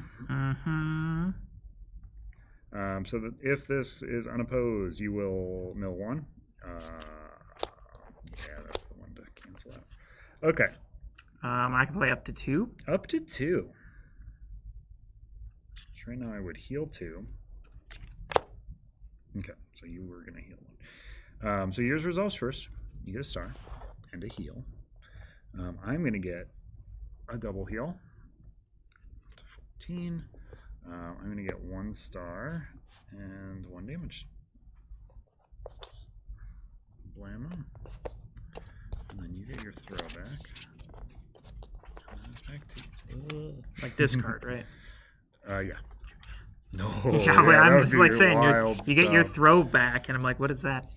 All right. Get out of here. I am going to throw that stick. I don't like all that stars. I don't like any of that. Okay, so 1 damage. Yep, the big old one. Big one. Okay. Kind of want to... You're out of cards, yeah?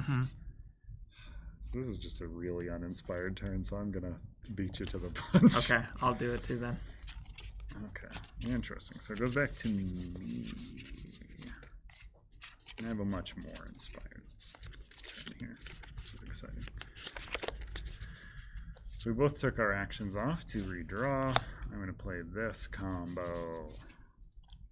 It's going to be 5 damage plus boo hiss. Okay. And if you want to then- add any buttons to that. Yeah, that's what I'm thinking. And that does not count towards your 2 cards if you do add a button. So if you have another thing you want to do, you can still do it. You, And I can't respond. Yeah. No, and I still can do one more, right? yeah, throw or I don't know why you'd want to do it. I believe your other combo breaker's in the trash, but I also don't know why you would want to put another one in. But you could put a throw or a block in. As it stands, this will just be 4 damage, 1 star and 1 shield, and I will take 2. Oh, yeah, no, that'll be it. So what do I take? You take 4. 4. I get a star and a shield. Yours resolves before mine, so I actually took the damage and then get the shield afterwards. Cool. I did grab my star. I gotta keep track of myself.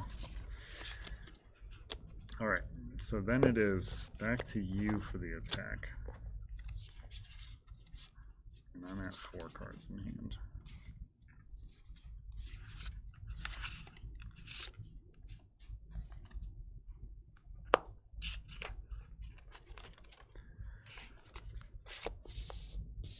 Okay. I'm going to double check one thing because I don't remember. Follow these rules activated as soon as the player has a specified amount of star tokens. They cannot be blocked, prevented, shielded, or responded to. So these are unblockable, these attacks, which I always knew. Interesting. Let me see here. Universal combos. I'm just trying to double check if I exceed my star count if I dump all stars. You gain star tokens one at a time, so you gain the 1 star token required to activate your result. Okay. So I would. Okay. Neato. Sorry, what did you? So if, for instance, next turn I got a pile of stars in excess, I would get enough to activate and then get the rest. Okay. I actually probably would have the same question. So I assume it would come up often. So I'm going to combo break this. Let's break it apart. I'm going to add a dumb little ping button on there. So you're going to take 1, and then I have nothing else. So you take 1, and then I'm going to take everything else, which is 2, 3 star shield. So I take 3 damage, though. I'm down to 8. This is also the thing about this game, too, that's so interesting, is how close it always is every time I've watched people do it. Your turn? It is my turn, and I'm going to double stick you. How much damage that is going to be? That's going to be 6 damage. It's going to be 6 damage. It's going to leave me with 3 excess, or 5 because of that. I'll hold. Okay, so it'll leave me with 3 stars because I'm getting a total of 5. I'm going to take 6. Yep, and mill 3. And I have nothing. I have no defenses. Yeah, well, I'm going to skip my attack to draw. Oh, no.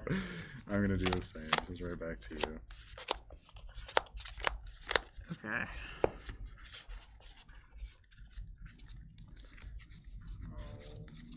Sure.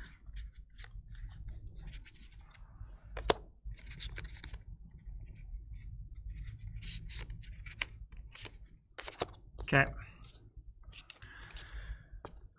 Okay. Interesting. So this will be 3 2, damage. 3 damage. It will activate. This will be 7 damage total. 1. Join the club. And let's throw the stick. Yeah. I will take the 3 though. Okay, you have 1 shield. Oh yeah, I'll take 2. Sure. I mean, this is gonna be. Yeah, I think I lose right here. Yeah, it's gonna Unless be you have quite something really goofy. This ain't particularly goofy. Yep. No, I just die. So this one would be 2, 4, 6, 7, 8, 9. Yep. Yeah. It'd have to be quite the block. I had a throw. That's it. Yeah, I drew all my big buttons right at the end. I had a block in hand too. That was a nail biter. I mean, I did better than I thought I was given the start of the game. That's for sure. Yeah. I was like, I mean, I'm always already very close. lost. I also do you want to learn how to play solo? Do I? I don't know. I don't know. Do you? The game has a solo. Do viewers want to learn how to play solo? Do viewers want to learn how to play solo? Message redacted. Message redacted. I have a response from Shannon about the hero chips as well. These are interesting. Okay, so any plans? This was an earlier question. Any plans for releasing? How did that get in there? Any plans for releasing hero chips for Pandora's Might for Victorum owners? So the answer to that one is basically no. So essentially, if you just own Victorum and want the hero chips from Remastered, the answer is to buy Remastered. There's not really a product we can make where we do that. Or yeah, proxy them, which is Shannon's suggestion. So feel free to proxy them. You ain't playing in a tournament, so that's fine. Yeah. Oh, I There see. is no Because margin Heroes in Might selling has just the hero chips. has like the other stuff. Yeah, the ways to play remastered characters in right. Victorum. That makes sense. Is it still considered playing solo if someone else is teaching you how to play? Yeah. I don't know. I mean, if they're just teaching you, right? Well, then Like, I'm not otherwise you'd be alone watching with my thoughts. Yeah. And that's the appeal of solo gaming. I also won't let you cheat. Right? And That's also the big appeal of solo gaming. That's how you beat Cloudspire. Yeah. You just cheat. Of course. You just say, "Oh, I got 3 renown." Checkbox. This is That's the only way to. Yeah, do you it. just don't do it at all. Thank you for the ugly sweater comment. It is a truly repulsive sweater. Especially with the green screen thing. They actually were selling this across the street at the Hy-Vee from us, and I bought it for myself as a gift for getting this job. So this is a sweater I bought right after getting this job. Oh, that was the worst. All right, whatever. That's close enough. Okay, who do you want to play as? Well, I didn't have good luck with Ghost, so I'll play as your character. Sure. You don't have to learn a new character. Very Who do you want to play against? I'll play against Ghost. I want to make sure we'll leave it a full mystery for anyone else. So Ghost, as a computer, says if an opponent blocks one of your buttons, gain 1 star. Rude. Interesting. All right, so you can tell the difference. They say computer. They are computer players. So that is why they say that. I am still going to maintain this because you're going to still need that. Your computer player starts at 25. There's different difficulties. I don't remember what the difference is. I'll need all the help I can get. So you want to go on training mode is what it's called. Oh, jeez. Select your difficulty level training mode. If you, the player, decide to recover, the computer hero will also recover. This means they'll take no action. I think you can take normal mode, but... Okay, give me normal mode. So, computer never recovers. They will always attack on their turn. So you still have to take a turn off to recover. They're always not going to play nearly as much as you, though. And then hard mode is they never recover. They will always attack on their turn. And when attacked, they will flip 2 cards when defending. Interesting. All right, so I need the computer deck, of course. Oh, they have their own unique deck. Mm-hmm. So you shuffle up the computer deck. You choose your computer opponent. You choose your difficulty, which you have chosen normal. And then I believe you're going to be on the attack first. I don't think they attack you first. Cool. And I believe they start at the same health as you. These are all things I learned very quickly, so these might be slightly different in the actual rules. You said I can't heal above my starting health? That is what someone in chat said, and I don't want to dig around in the rulebook to find out, so I will take their word for it. Okay. That could be wrong. That does change what I would want to do then. All right. Do a heal, heal, heal combo or something. Yeah. Is this in? Yeah, this should be in frame. Look at those cards with the green screen background. They look pretty cool. You can see a fireplace through them. Okay.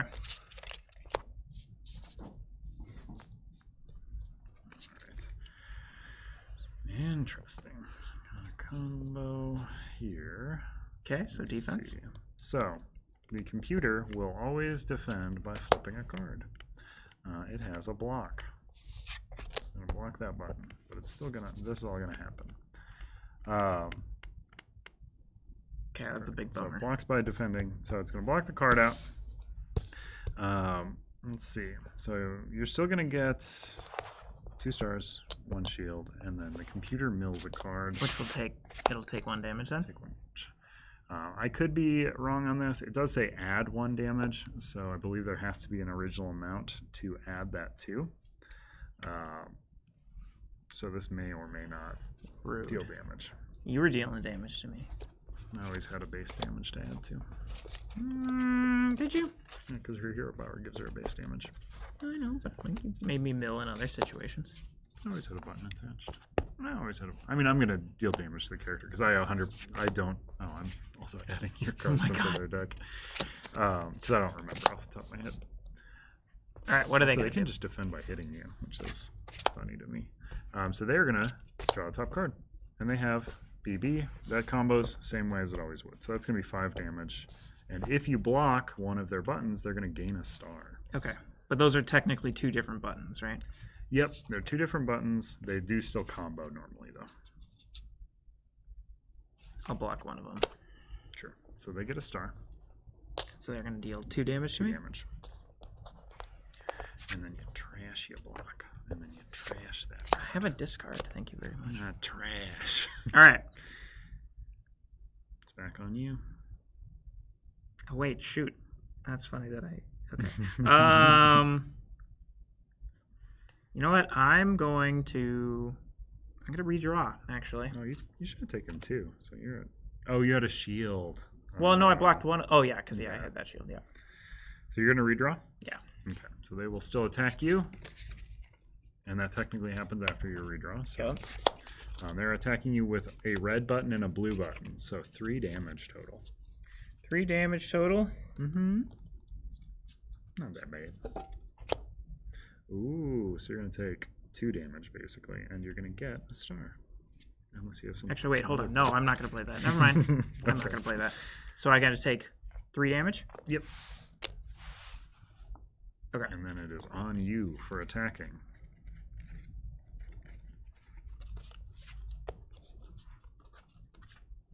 Also, if you had the question, counters are resolved first, then joysticks, then buttons. Okay. All right.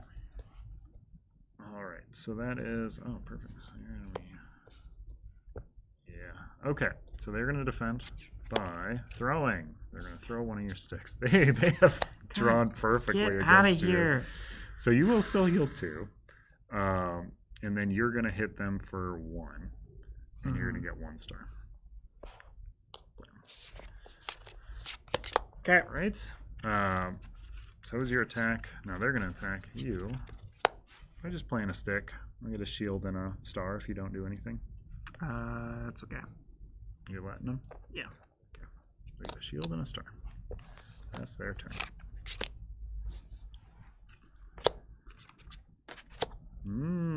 Okay. They're going to play. Interesting. So they're going to get 2 stars and hit you for 1. And then they're not doing anything to your actual buttons. So you're going to get 1, 2, 3 damage from this combo. And then you're going to get 2 shields. So 2 shields, 3 damage, or 3 shields. 3 shields? Because of that. Oh, yeah. And then a star? And a star. And then they take 3, was it? Yeah, because So 1, 2, yeah. So And they're then going to 3. take 2 and lose their shield. Bam. Okay. So then it is on to their attack. Wow. That's going to activate their ability Mm-hmm. and deal a damage to you. Okay. Technically, this is going to happen first. I don't think it super matters in this case. So they're going to go up to 6. Just going to leave them 1 excess star. Which And they'll then gain they're 1 also more gaining because of 1 the... more. Yep, so... And they're going to deal 4 damage to you and get a shield. And then you already took the 1 from that, right? Yep. Okay, and nothing combos with up stick, so they have no additional combos there. It's back to you. All right, I'm gonna redraw again. Oh, What is their attack? Oh, I did read a... Never mind. What? Gain yourself some worth. Last time they just didn't do anything as a defense. Oh. I read their attack. So what would I get? You would... I mean, this would not have hit. happened, so that's there now. So you would have 4 less damage. Oh. 5 less damage. So 5 less damage. So you would also not have a shield. Well, I had 3 shields, so I think I was then at the 5 less damage, put me back at 22 and 3 shields. Yep. Okay, so they haven't triggered their ability yet? No. Oh my gosh. Okay. Yes. That is on me. All right. So my turn? I don't remember. Oh my gosh. So this was a defense. This is an attack. You've not attacked yet, No. right? Well, I redrew. You redrew, so they would attack.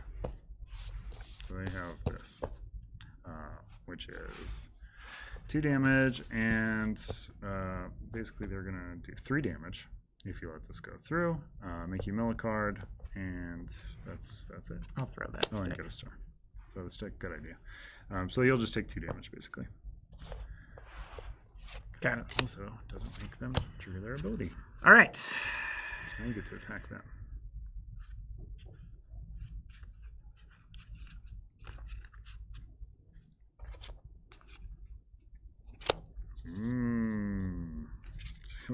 So they're gonna play. I'm just gonna hit you for 1 response. And I am reading the correct side of the green card is now. defense. Okay. Yeah, green's defense, red's offense. All right. So you take 1. You got a shield. I got rid of the shield. Yep. So this doesn't combo with sticks ever. So otherwise, you're just gonna gain 5 stars, which is just gonna leave you with 4. Perfect. I'm And gonna you're trigger gonna activate their ability plus this 2 damage. So they're gonna take that triggers first. Yeah, because you're getting these first. So they're gonna mill 3, 1, 2, 3, and then they're gonna take a total of 6, 7, 8 damage. Yep. Woo! So that puts them down to 13. There we go. Wow. And then they're gonna attack you back though with 2 stars. I can't do anything. Okay, so they are gonna be left with 2. Okay. Yeah, because of the thing. And they're gonna do 4 to you. And then it is back to you to attack them. You got a button salad. You got these 2 guys. Yep. So you'll deal 1, 2, 3, 4 damage. Defense. Defense. Throw. Haha, I have nothing to throw. You can't throw it. 1 shield. And then 3 damage. They're down to 10. Perfect. And then you have to take the turn off to refill. Yep, so they attack. Yes. Oh, really? Yeah. Ooh, yeah, that's going to be pretty rough, isn't it? Oh, that's quite the hit, too. So they get, You're going to get 3 stars. 3 stars. And 2 shields. 4 shields. 4 oh, yeah. So they're going to get 4 shields, 3 stars, which is going to activate their ability. So those activate their abilities these first, right? Or the sticks first, technically. So shield, And star. And They'll then I'll lose all of them but 1. You're going to take 4. They get that additional shield from the ability. Then this is going to happen. So you get 2 more shields. And then you take 2 damage. All right. Now I take my turn to. Oh my gosh. And then they attack with just a simple A mill star. So it's 2 damage. They get 1 star and 1 mill. 2 damage, 1 star, and 1 mill. Mm-hmm. Yeah, I'll take that. Okay. So you get 1 star and then you mill 1. And that is their whole turn. Okay. Max of 4 shields. Blam.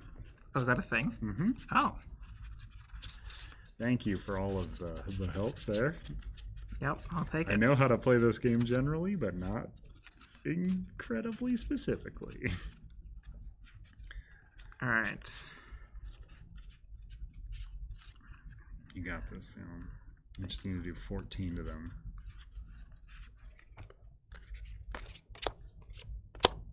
Okay.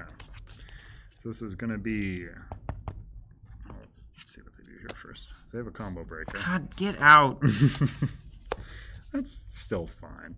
All right, this resolves first, right? Yep. So you get A star. So I trigger this, which will deal. Mill, and then you mill 3 more times. Yep. So that'll be 7 damage as well.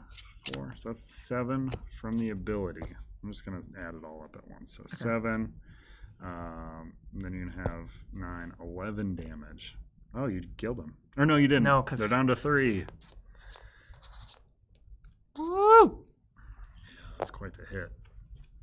And then I'm out of the stars, right? Yeah. Yeah, that would have been exactly enough. Would that have killed them if they didn't have the combo breaker? No, it would have put them to exactly 1. All right. Right? Yeah. Their turn. Their turn. They're just gaining 2 stars. Okay. I don't think you need to do anything at all. Yeah. All right. Ooh. Okay. So you got. So this doesn't knock on combo wise. Down 6. But it gets, oh yeah, they got to do defense. Yeah, they're gonna do defense. They have a block. Block. Boo. Yeah. Okay, so I gain 3 stars and a shield. Yep. Okay. Everything pretty basic there. And then they're gonna attack you. I'm just gonna gain 2 more stars. So that is gonna activate their ability. It's gonna leave them with 1 excess, and then they're gonna gain 1 back. So you take 4, and they get a shield. Ooh. Okay, I'm gonna redraw. They're gonna attack you. Oh no! I hope this redraw is good for you. 1, 2, 3, 4, 5, 6, 7. Okay.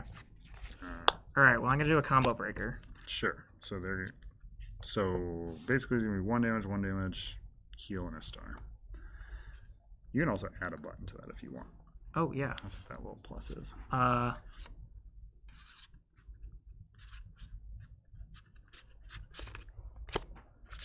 Okay, so yours is going to resolve first. Punches them for 1 because they have a 1 shield. Mm-hmm. And then they are going to get you for 2. They're going to heal for 1, and they're going to get a star. Okay. So that was their attack, and now it's your attack. Ooh. Come on. That's quite the... They're going to hit you back for 2. I survive it. Or 3, sorry. Do they combo when they're hitting back? It doesn't really No, matter. because, well, I guess that would have to I be know, robot. right? It's They definitely not also on here. can't play buttons in response. But yeah, they're going to hit you for 2 or 3. Doesn't Either way, matter it wouldn't because kill me. You're going to hit them for a whole lot. They did. You did it. Woo! I did it. You are the master of the computer. You get to gain... be the king of Tron now? Is that how Tron I'll ends? take that. I've never watched Tron. Or Ever? Tron Legacy. I started it when I was a boy. And I stopped because I was bored. Now you'll finish it when you're a man. I stopped Tron when I was a boy, and now I'll finish it as a man. That's everybody's journey, right? No, because you said you started it as a boy, didn't you? You said you started watching it as a I boy, did, and so yes. you'll finish it now as a man, and Yeah. you could put that on the box. Yeah, you That's can put that like on a t-shirt. That's like a quote. Tron Legacy is a good Daft Punk music video. That is what I've That heard. is that is true. I will. That I will soundtrack is pretty It's so good. But yeah, I remember seeing the What? trailers, and I was like, I like that guy. Is that Jeff Bridges in that film? Yeah, he's also in the first one, right? Wasn't that first? In Tron, Jeff Bridges.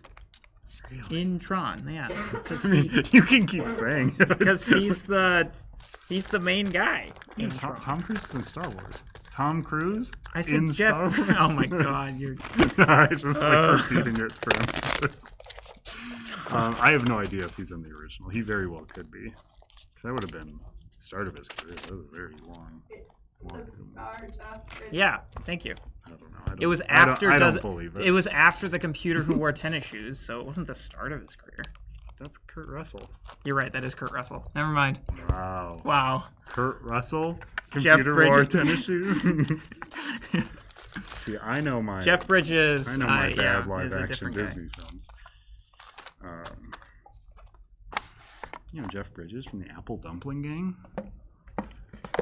I don't. Like, no, that's Don Knotts, of course. We all know that. From the original Freaky Friday? No, wait. That's Jodie Foster. No, it's Lindsay Lohan. And her twin sister. Okay, so there was a forum live. We are going to play all 3 kids' games. I am going to give... I mean, unless you got places to be. I don't know. What do you think? Do you want to play all 3? We have OctoGrabbo. We have... I mean, they're all fast. Let's do it. Let's skip Bear in Mind because I don't actually know how to play that one, so I would have to read more instructions on stream. So we'll do OctoGrabbo and Woodland Rush. Woodland Rush. We will save OctoGrabbo for last because it's the piece de la resistance. Right? All right. It has the name OctoGrabbo. I am going to turn off the giveaway form. So after here's Woodland your last Rush. chance. Yeah, so I will give y'all time to still fill it out up through Woodland Rush. So if you have not gotten a chance yet, there is a link in the description of this video. Fill that out for a chance to win one of these games if you're in the US, or possibly to win a copy of Neon Rain if you are not. Or if you are in the US as well. You could win Neon Rain. Yeah. If you're in the US, it's all on the table. If you have 0 interest in the kids' games, make sure to mark that you are not interested. So I don't want to do a drawing and have someone who doesn't want it win. You know? So we're going to crack into Woodland Rush. Let's do it. I'll show Bear in Mind because it's a Knizia. You know, he makes a lot of these kids' games that we've done. It's very nice. It's got this chunky bear meeple in it that rules. I like this bear a lot. I don't know what camera we're on right now, but look at this bear meeple. He's so confused. And in this one, I believe you tell stories. So kids would place cards out. I don't actually know what. No, you play. Again, I haven't read the rules, but the gist of this is like kids are playing things out, and then other kids are trying to answer what the story was about based on the stuff they've played. Oh, yes, I get to go first. What's the first determinant? Youngest gets to go first. Alligator. Oh, that's pretty cute. I don't know. Check the ledgers. How old are you? What about youngest at heart? Yeah, let's see. Yep. My body is so sore this morning. I feel so old. That's how it goes at first, you know. You settle into the age. I'm a ripe 53 now, you know. I look pretty good. So, do you want me to explain Woodland Rush? Yep. We're setting up the table. So do we shuffle all of these cards? Put the Creature Dens board in the center. That's this one. Bam. We are going to shuffle the deck. Is that both? Are these both considered one deck? Let me double check them, but I believe so. What are these? Oh boy. Let me double check. I'm acting like I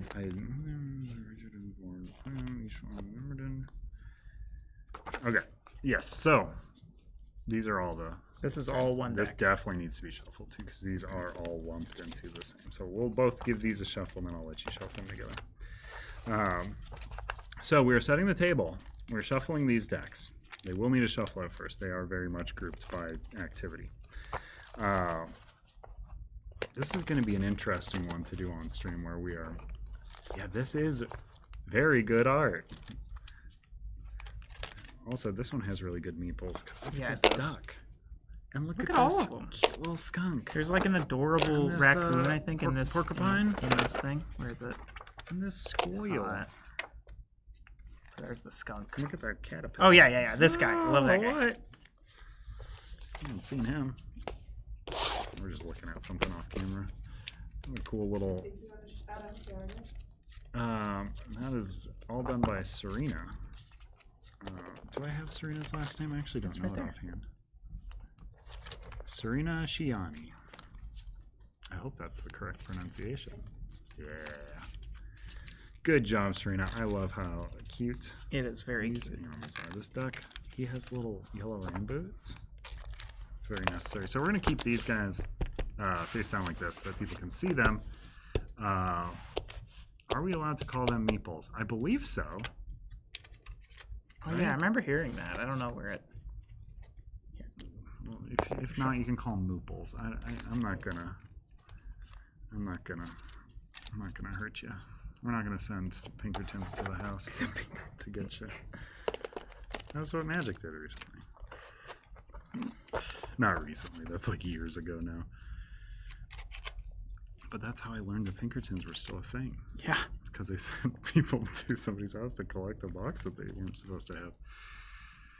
I don't remember what these little tiles are. So we're just going to run through the rules. It's a whopping 2 pages, I believe. So we're setting the table. I'm going to mostly do the card faces for you to describe them. So we're setting the table. We put the creature den board here. This is the creature den board. This is the sand timer. It's important. This is a fast game. This is a versus game. You're going to get your kids to compete against one another, or you to compete against your kids. Or, as Gilly said up top, and this is not a kids-only stream, so you can play this as a drinking game if you're so inclined. I do genuinely, having played these as an adult person, I was like, man, this is very high energy and quite fun. Animal pawns. Oh, they're called pawns. Not to be confused with prawns. Are you supposed to shuffle? I did give them a shuffle. So, You did? Yes. Yeah, so we have shuffled the deck, form a deck, put it face down on the table. These can be away from here. What? They're kind Not of in the graphic. The graphic, they're right next to it. Okay. Oh, you're using the graphic. Yeah, I mean, this that is the also- rule book provides. That's true, but it's not like super indicative for our setup. Is this comfortable for us? Because here's the thing. This is going to be manic. Because I assume you want to win. You're not a loser. You want to win the game. I mean, these are also stood up in the graphic, which is... Yeah, but you certainly already not how you they're already written. called out why you weren't doing that. Well, so people can take a look at the art. They don't want to look at the top of a pawn, not a meeple. Also, this one is knocked over, and then these ones are stacked. Oh, no! This is how you have to start it, with those ones knocked over. So, Okay. then we are scattering the food. Those are the foods. They're face down. How to play. To start a turn, everyone shouts together. Scamper dash streak. Pronto. Scamper dash creek. Pronto.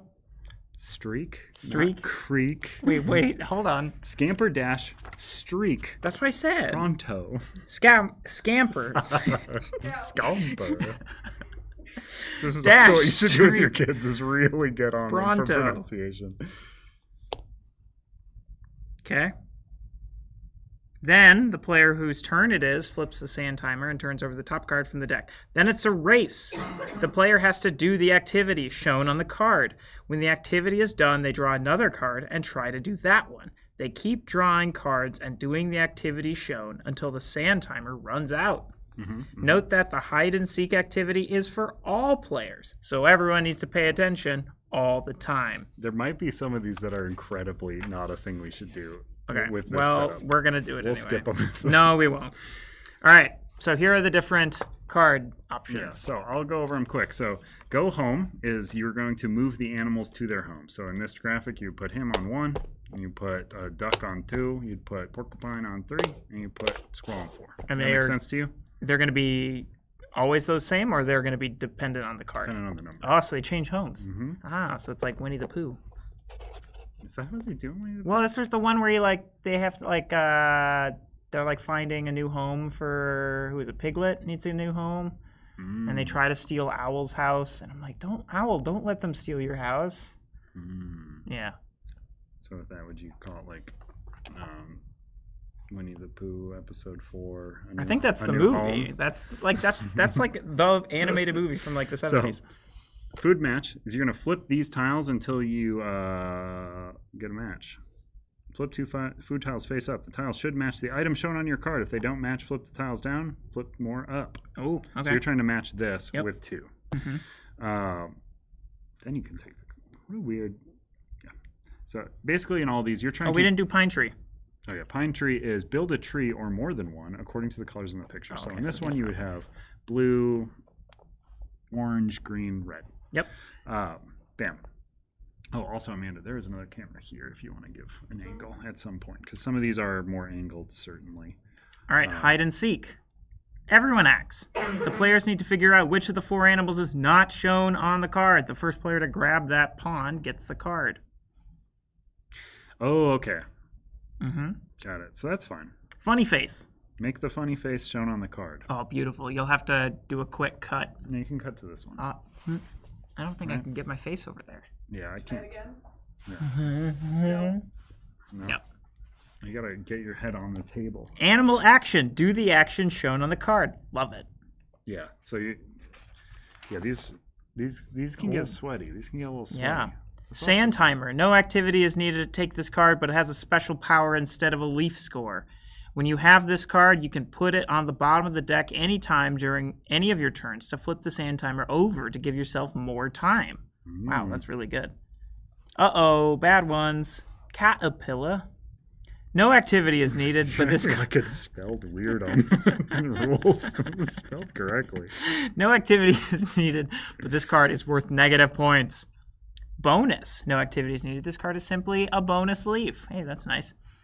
Raccoon robber. Grab a card from another player's pile and add it to yours. You can search through their cards as long as you want, but all that time searching uses up the time. Yeah, so some of the cards are worth more points. Yep, I see. Yeah, because they're harder actions. You can dig through the discard pile, but it's going to take time to do. If the timer runs out in the middle of a task, the player puts that card back at the bottom of the deck. The player keeps all the cards they have completed. Most of them score points at the end of the game, but some have powers that can be used during the game. If any food tiles were turned face up the last turn, turn them back down and shuffle them around for the next player's turn. Turns go around the table until everyone has taken 5 turns with 2 players. 5 turns. For younger players, might cut that short. That's me. Parents might want to make the game a little easier with younger children. To do this, allow all players to flip the sand timer a second time. We're not going to. We're certainly not not going to do that. No. All right. How to win. After all the numbers are done, everyone counts the number of leaves. Yep. Perfect. Fine. All right. You're Well, the I'm the youngest. You're the baby. What do we shout? Scamper. No, Scamper dash streak pronto. Scamper dash streak pronto. Woo! Okay. Oh, cool. You get to steal a leaf. Yep. I don't have any. You don't have any? I think it's still just. Oh, no. You did a bad job shuffling. Oh, no. Hello. Salem did the face. Oh, God. Now my fingers are gross. Mm-hmm. That's part of the fun. So you got to do the thing. Salem did the thing. Oh, gosh. Okay, these are all off camera, too. Uh-huh. Mm-hmm. Sure. Yep. Mm-hmm. You did a stinker of a job. Well, I'm sorry. That's fine. There you go. This means you're going to get a pile of really bad ones. Oh, my God. Yeah, I'm getting all those points, so. Yeah, these are all worth so many, because these would be hard for a child. Yeah, do the Egyptian or the legs. I don't see the legs. There's a table in the way. I see it. I see it. Oh, and time's out. That's pretty good. Do I not get to use these then? Or I think they're just worth 1. they're just worth 1. Okay. That would be my guess.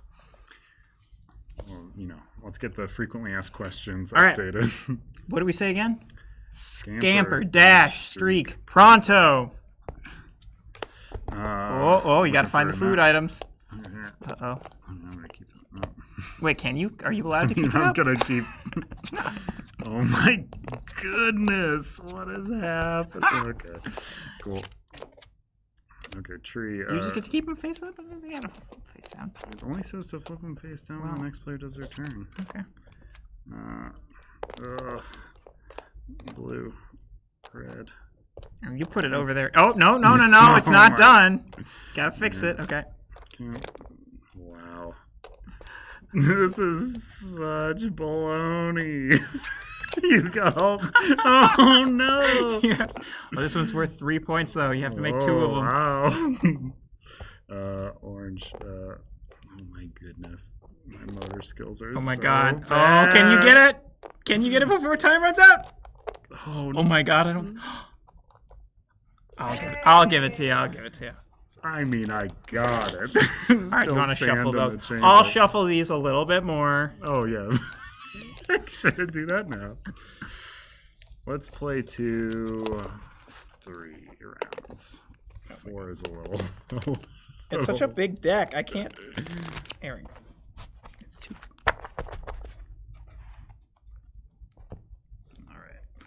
All right. It's whatever. I believe. It's not more shuffled. All right. In fact, it's more clumpy than if you get a bunch of raccoons in a row, I'm gonna Oh yes. lose it. All right. Scamper, dash, Yeah, streak, pronto.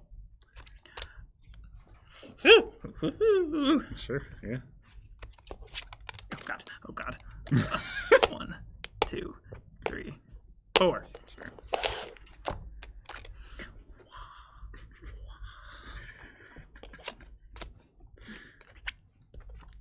Get out of here.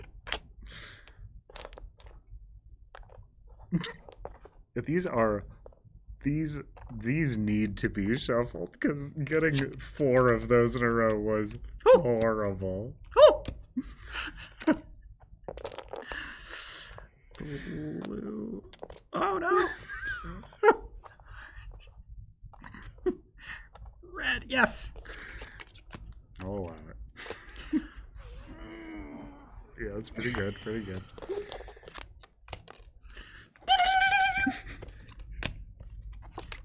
Okay. No, I can't. No way I can do that one.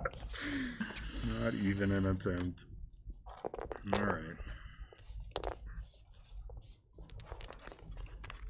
Oh, we're putting yours face down. I see. Okay. We're playing hard. Yeah, I'm here to win. That's true. I lost true. Neon gave you Rain. I such need a to hard win. time This is over a game that. I can win. All right. Scamper dash streak. Scamper dash streak pronto. We have to all say it. My feet did the thing, I swear. No, why? Red, orange, green.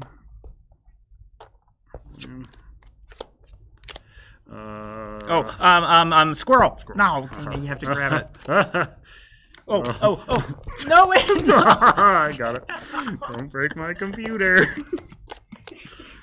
Oh, no. Berries. Berries. Berries.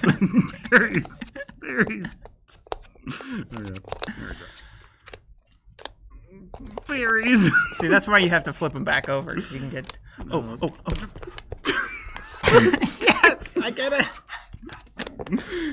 Nuts. There it is. Nuts. Skunk. Ah, damn it. I think we're missing a piece. Yeah, it flew into my computer. And which is... die. Oh, okay. Goes to bottom. Woof. Ooh. Are we setting 3 rounds? Yeah. Okay, so this is the last round for both of us? Yeah, normally it'd be 4, but I don't want to get terribly sweaty, and this is certainly the sweatiest This is game in our intense. catalog, Honestly, I am. Oh my gosh, this is intense. See, you get a few non-alcoholic ciders in you, and all right. Scamper dash streak pronto. Oh. Yes. My brain lost.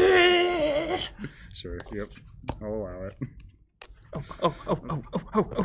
Yes. I'm so bad. I know, that with was those. so hard. Oh gosh. Yes. No. Yeah. I'll take it. Ooh. Sesames or seeds. Yes. Ah, boo. I forgot to shuffle those after mine. Woo.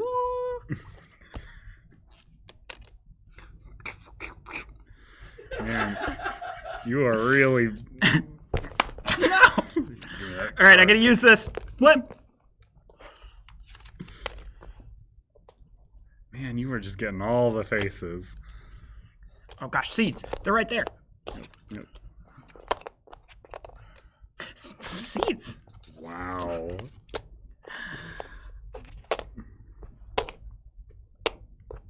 Sure. Oh gosh. Red. purple with blue, green, yellow.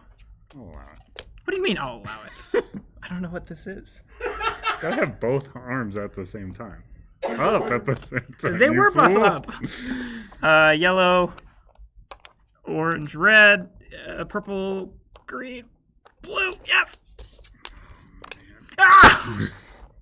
Green, blue, red. Oh my god, that's literally all I had to do was just move one piece. I won't allow that. No, of course. All right. I think you have absolutely stomped me. Yeah. The deck has fallen quite heavily in your favor. What? No, I would this is say. skill. I'm just better at the I've task. not gotten a single funny face. or a And my raccoon. face I've is gotten what, naturally funny. four of the raccoons. I've gotten none of these either. All right. Scamper dash streak pronto. Oh. There you go. Nuts. No, why not? There it is. Sure. Berries. I saw those. No. Wrong berries. You need strawberries. There it is. Oh. Why can't I do it? Yes! Why is my brain not working?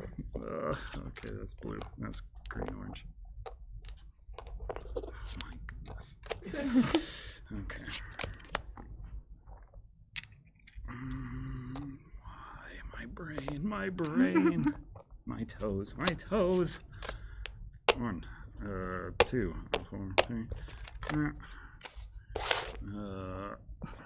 Green on yellow. Orange.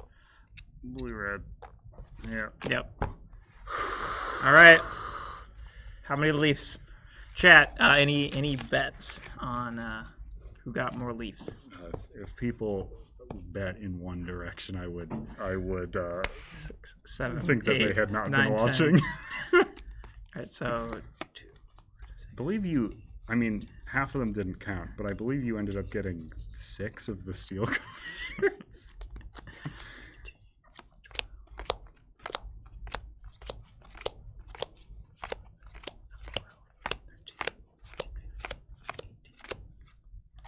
Oh, that's smart.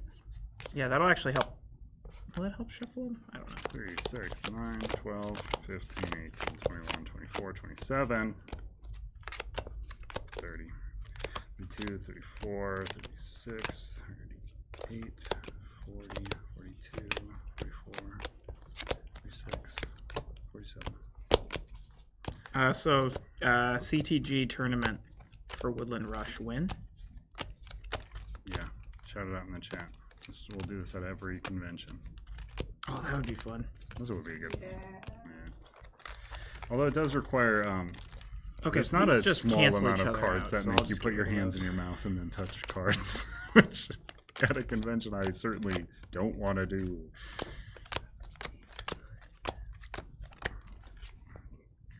Getting out the phone to do the math. My assumption is that 47 loses to something that requires a phone for the math.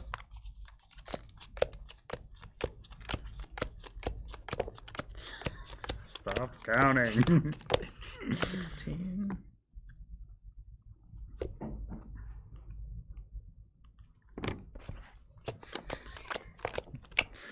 Remember your 2 negative. Oh, you have them cancel that. Boo. I got 77.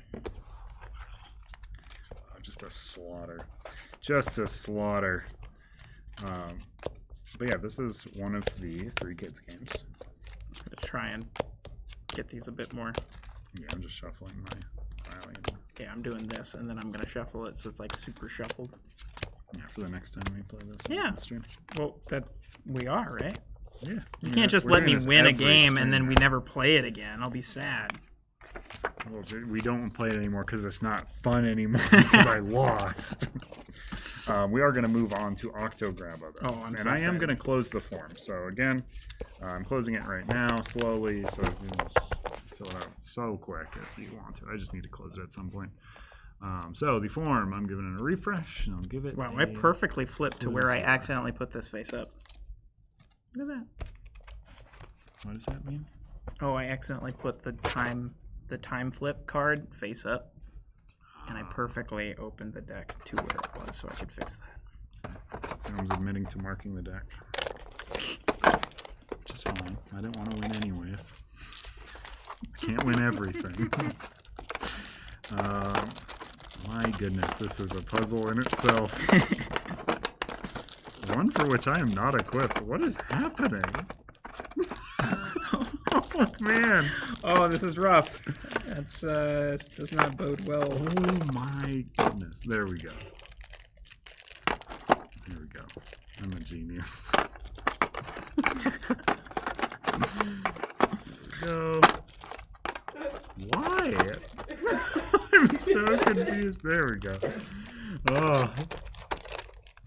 Just doing it for content, you know. Yeah. I've done it 1,000 times normally and good. And rulebook. Rulebook. Perfect. OctoGrabbo. So OctoGrabbo, of course, the game where we're trying to feed Grabbo the octopus. Are we going to play with Grabbo or with just the chopsticks on their own? Oh, these guys? Yeah. Honestly, the game is harder with these. I mean, if you're a kid, it's not, because kids won't be able to hold chopsticks like you hold chopsticks. But as an adult, I know how to hold chopsticks, so I'm going to use them. Oh, look, it's got a guide. Makes it harder. How to use chopsticks. So you're using the octopus? I feel like I have to then, too. So it makes it harder. So it makes them... I mean, as a kid, you know, you can't... It's hard to grip them in the back of your hand. But as an adult, I know how to do that. Oh, gosh. Oh, yeah, that is... Yeah, it's that really is harder. floaty. Oh, my gosh. Yeah, which is, again... You know, okay, all right. This have is... a few sliders. All right. So... Okay, let's get the cards out. All right, we got a setup. So we have to put the fish in the ocean.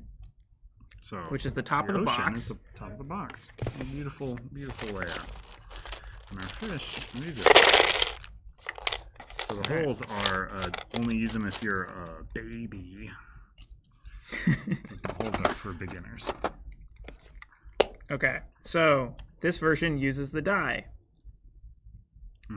Be the first one. So okay, down in the beautiful ocean lived an octopus named let's give some Grabbo. Flavor. Grabbo likes delicious food, and he has a good habit. He always eats a little bit of every kind of food at mealtime. Sounds just like me when we were talking about last bite. I like to spread it out, so then my last bite is a little bit of everything I want. Be the first one to help Grabbo collect every kind of food.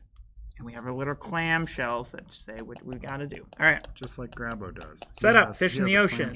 Dump all 20 food tokens into it. Drop them from about a foot up so they scatter around.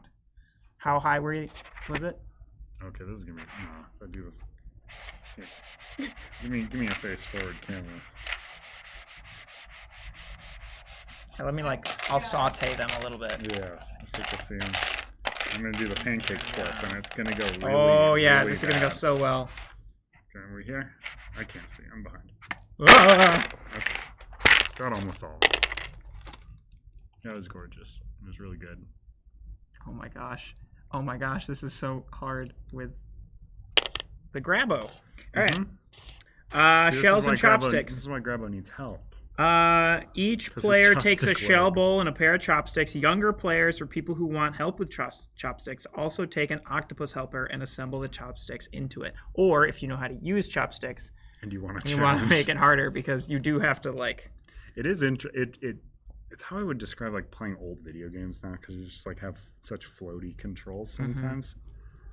Or if the bit rate on your TV, I don't have a good comparison, but this would be good if you are learning to use chopsticks, because it gives you a foundation. Yeah, you can. But it is hard to go back to. Yeah, which is good though. Youngest first. I get to take my turn first again. Wow. Rigged game. On your turn, roll the die and find out what you have to do. So I'm gonna roll this. Food. Use your chopsticks to pick up the food you rolled and put it in your shell bowl. If you already have that food, you don't need to get another one. Just move ahead to the next player's turn. Net. Use your chopsticks to pick up any food and put it in your shell bowl. Shark. Oh no. Return a food from your shell bowl to the ocean. If you don't have any food yet, just move ahead to the next player's turn. Sneaky octopus. Use your chopsticks to pick up any food from another player's shell bowl and move it to yours. If no other players have food, just move ahead to the next player's turn. If the other players have food you already have, pick one food from one other player and put it back in the ocean. So I don't believe this is in the rules because this is a game for children. Yeah, we're going to alter this rule. Anyone who drops the food while moving it should just pick it back up again. That's for the kids' games. We're putting it back in the ocean. If you drop it, that food, it's not back in the ocean. It's gone. We can soft lock this version. You made it worse. It's banished from the game. Turns go around the table until somebody fills all 5 spaces on their shell bowl. How to win. Once you fill every space in your shell bowl, shout. Grabbo is full. You're the winner. That's Grabbo. Titular Grabbo. I'm full. I'm full. All right, tips for parents. Younger children or playing experiences should use the octopus helpers. Oh, never mind. We want the bigger challenge. Only for older or more experienced players should set... ultra-fast, everyone at once version of OctoGrabbo for adventurous players. Oh my god, that is there. Yeah. Flip the box over. Dump all 20. Each player takes a shell bowl and a pair of chopsticks. Shuffle the cards into a face-down deck. Set the die aside. It isn't used in OctoGrabbo. Do you want to use the die? What do you want to do? Oh, well, I mean... We're flipping cards. Do we want to have a... What does that do? I don't know. You have to read the rules. How to play the oldest player, make sure everyone... I'm going to make sure everyone's ready. I don't get to go first. Then flips over the top card of the deck's over and can see it. After a moment, they say, ready, go. From that moment, all players use their chopsticks to pick up all the different kinds of food shown on the card and put it into their shell. The first player puts all those foods in their shell bowl, yells, I'm full. Everyone checks to see if the first player's food matches the card and are placed correctly. Interesting. Oh, so we keep going until one player has 5 cards. Oh, okay, yeah, let's play OctoGrabbo. Let's do it. Yeah. No 5-second rule. That's not how live fish work. They run away. Okay. Or kelp. You'd have a rule where the kelp doesn't run away. All right, so I'm still first player? Yeah, so we're doing turbo. So we just got to... So we do get to go back in. Yep, but the first one to fill the requirement of the card wins that card. Also, we'll cycle that one to the bottom because I've seen it. Yep. All right. I don't remember what was on it, but I don't want an asterisk next to this win. Here we go. You ready? Mm-hmm. Sorry, I'm not... That's not my job. Are you ready? Yeah, but I'm first player, though. I mean, there's no first player. We play at the same time, you dummy. Yeah, but it says... somebody says flips the next card. Yeah, pass the deck to the next player who will flip the next card. I flip the card. Okay, fine. This is the first player who filled the thing. Yeah. Remember, only use the holes in the center if you're not very good at chopsticks. Yeah. If you're an expert like me. So we are looking for a little squiddo. Oh no. Okay. We gotta get a little kelpo, and then we're looking for a little crabbo. I'm full. I'm full. Yeah. That card. All right, I flip this card then. Yes. You ready? Mm-hmm. Oh, that's a sluggo. Orange fish. Oh no. Oh no. Get in there the other way. I have to put it back in the ocean, right? Well, I mean, we're all going at once, remember? Oh, right. It was one at a time. That made sense.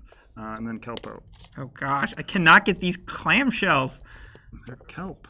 Are they kelp? I don't know. I'm not There we go. I'm not a marine biologist. I'm full. You're full? Okay, wow. I'm so famished. You're starving over here. Okay, I'm flipping it this time. Ready, go. Whoa, jeez. Oh, man. Oh, that's all of them. Mm-hmm. Okay, get in there. I know, right? Dang squid. Okay. All right. Kelp. Kelp. Kelp. Oh. No. Oh, my goodness. They have to be, like, lined up right? I mean, that's what I'm trying to do, but I don't know if I did the first time. I'm full. Beans. Yay. Okay. All right.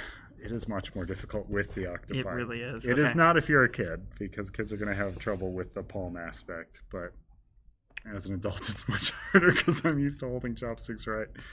All right. Oh, it's your foot. What am I doing? taking your flipping glory. Oh no, this fish. Ooh, slug man. Kobo. And what's the last one? Squid? Yeah, this is how you want to play with your kids. Really mess them up. Just throw the box on the ground if you start losing. I'm full. I'm full. Alright, so you need 2 more cards? I need 2 more cards. Okay. Oh, I should get ready. Oh, everything. It's everything. Oh, gosh. See, this just reminds me so heavily of Draw Polter. That's the one.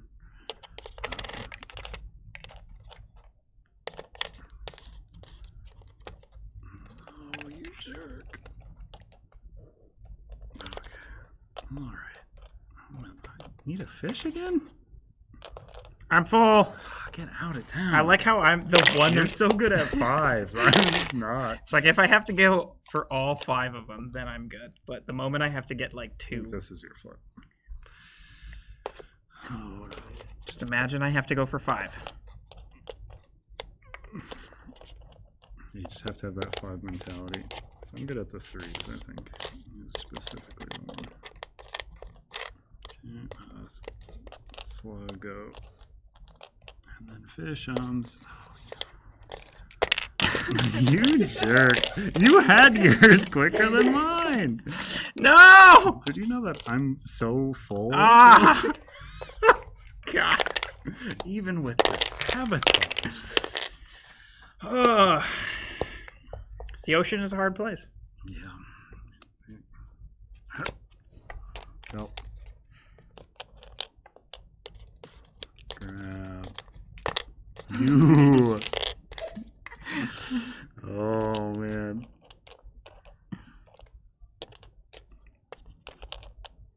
It's been kelp every single time, and I hate it. Oh, my goodness. Oh, I'm full. Get out of here. Oh. Okay, that's your flip. Mm-hmm. Mm-hmm.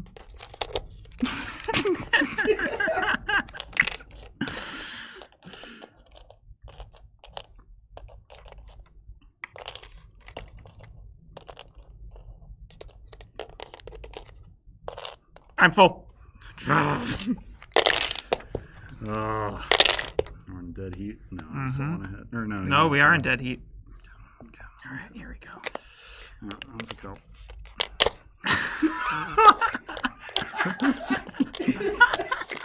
No.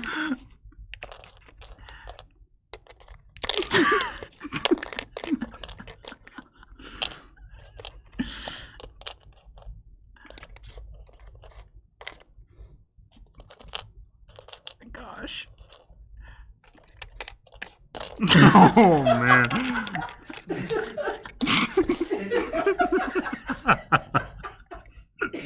The sorest of losers.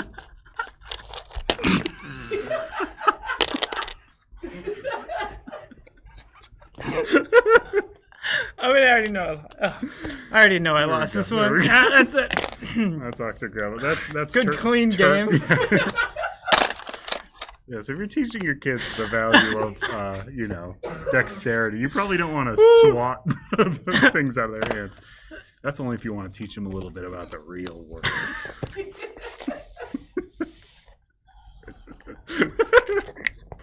All right, so that is OctoGrabbo. I don't know how to do that. Oh gosh. And also, we've been going for a long time. Yeah, I'm losing it. We started later today. So make sure to check out the holiday sale. That is live now with some great deals. I believe our store is linked in the comments. I'm going to do a drawing. That's what we're going to do. And then make sure to see us at PAX Unplugged, which is not next week, but the week after. Where we will be at booth. Amanda has the number, and I don't remember it. Is it 2845? Yeah, I have the number too. Come see us at booth 2845. And then also go check out Manny and them over at Neon Rain's booth, or Neon Night Games booth, which will hopefully have Neon Rain. Fingers crossed. That's the hope. So let's do a drawing. I hope everyone got their stuff submitted in time, because otherwise they won't be in for the drawing. We have a big old grip of responses here. So, what do we want to draw for first? Tim? Let's do OctoGrabbo. Sure. So this is just OctoGrabbo. Just OctoGrabbo on its own. It is not the 3-pack. Not the 3-pack. Just It's good old-fashioned OctoGrabbo. I'm going to sort by US, yeah. Yeah, sort by US and non-US. That is the one that's most important to me. So let's see. A lot of non-US. Just do Z through A instead of A through Z. That doesn't matter. No, it does. Because then you can just do. You don't have to like. You want me to do 1 through whatever? Because we're doing a random number generator, right? We sure are. No, Yeah, I was then just that gonna way. pick whoever I wanted to win out of people I submitted. Who has the funniest Who name? has the funniest name? I don't even remember what the one was that. All right. So what is our max number then? I'll look. What's this fuss about true randomness? I don't know. Oh, what'd you do? All right. Whoa. What did you do? Is it still good? Yeah, I think it's still good. All right. So how high does it go up to? This is riveting, I'm sure. It goes up. Oh. We're going 1 or 2 through 71. Okay. Pretty even split. That's all right. How many times we hitting the generate? Yeah, somebody who wants a copy of OctoGrabbo in the US, hit me with a number, and we will hit the little randomize button that many times. 7. 7. All right. Oh yeah. So add the caveat: every time I ask for a number, it is single-digit numbers. Yes. Okay. 1, 2, 3, 4, 5, 6, 7. And that number is 18. Which means nothing. Yep. It's not even the order submitted. So that is. This is the name, Johnny. Mm-hmm. And don't read out an email address. No, nope, I'm not going to read out the email. It just says Johnny, specifically Johnny. So if you put John and something else, unfortunately, we are not talking about you. Mm-hmm. But yeah, so we will reach out to Johnny. Oh, Star Wars question. Yeah, when will we see the Star? So hey, if you're the Johnny who asked the Star Wars 20 strong question, you are going to get a copy of OctoGrabbo. All right. Okay. So now we'll do Woodland Rush. Woodland Rush. How many times do we hit that button? We're gonna do this so many times. We're gonna do I forgot how many things we're giving away. What? 6 times? Yeah, so many times. I'm gonna also make notes here to myself. So OctoGrabbo went to Johnny. Oh, and got 4. Nice. And then we'll do 3 for the next one, and then 8 for the next one. 8 for the next one. I'll put the number there if that matters, as long as we don't change the order. So we're hitting it 4 times. All right. I'm not making the same people eligible as well. Yes, yeah. So if it's another 18, we will do it one more time. So we're looking for 4. Johnny Star Wars. That's a good name. That sounds like a Star Wars character name. 2, 3, 4. Proud new owner. 16. I thought it said 18 again. I was like, no way. Wild. All right, 16. 16 is the proud new owner of Woodland Rush. And that is Doug L. Doug L. Perfect. And so you are the proud owner of Woodland Rush. Woodland Rush. Doug L. And now I guess we'll do the mystery game, bear in mind. And it's mystery because we didn't play it today. Yep. It's not a mystery game.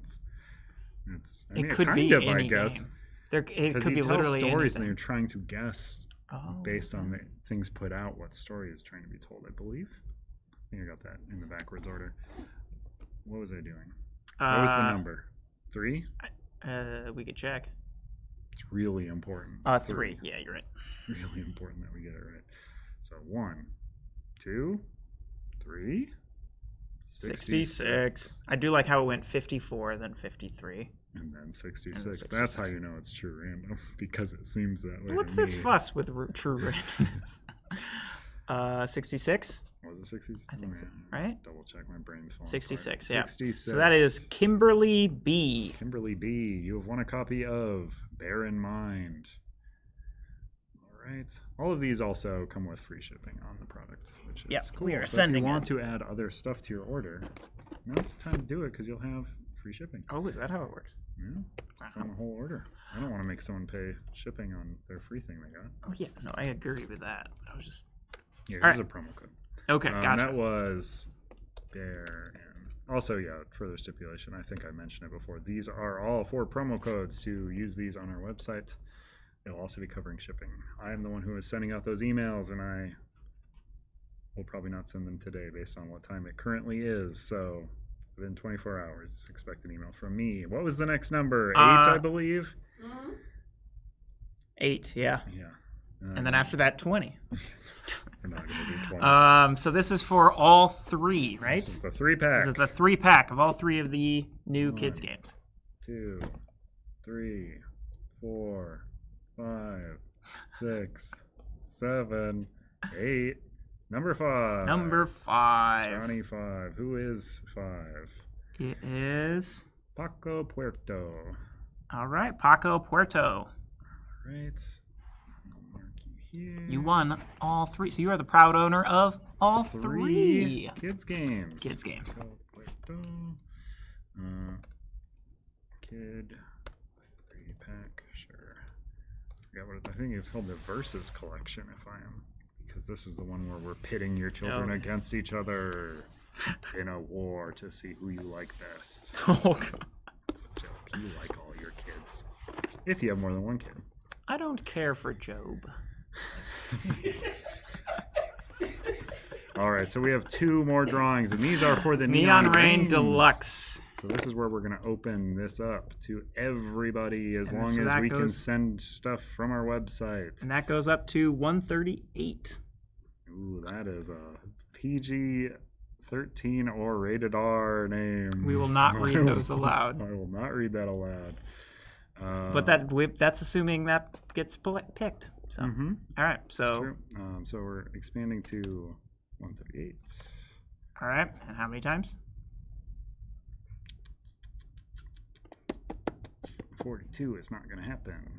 Neither is 20. I will do 4 though, and then I will do 2. Okay, there we Gotcha. Gotcha. Oh, I would do 2 and then 0.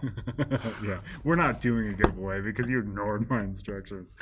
So 4, 1, 2, 3, and 4. 131. Wow. 131. Almost near the bottom there. So that is Jan Z.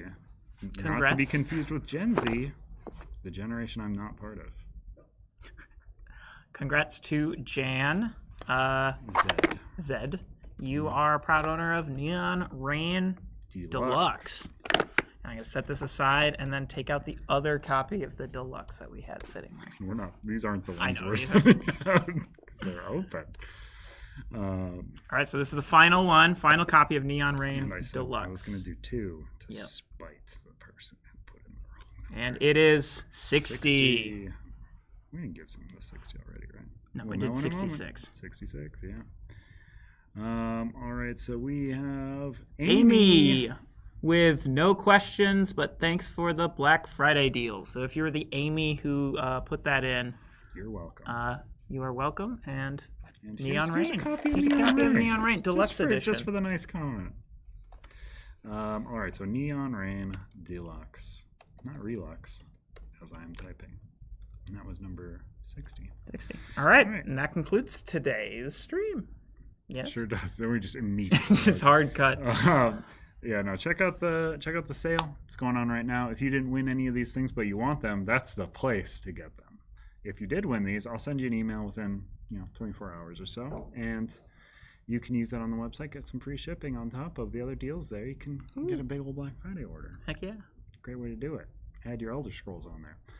If you do get pre-order stuff, it will not ship all at the same time. It probably goes over that in those products, but just just a thing to keep in mind if you are ordering a trove chest. Thanks so much for tuning in today. We're thankful for you. We are. In this holiday season. And thankful for Amanda behind the scenes running the stream. Thank I know you, Amanda. This was a little bit of a manic one. So good job. I mean, these games that just shows how wild these games are. It's true. I do love these games. It's a good batch. Mm-hmm. Although I haven't played Bear in Mind yet. Yeah. But I like the art a lot. It's very cute. I should make sure.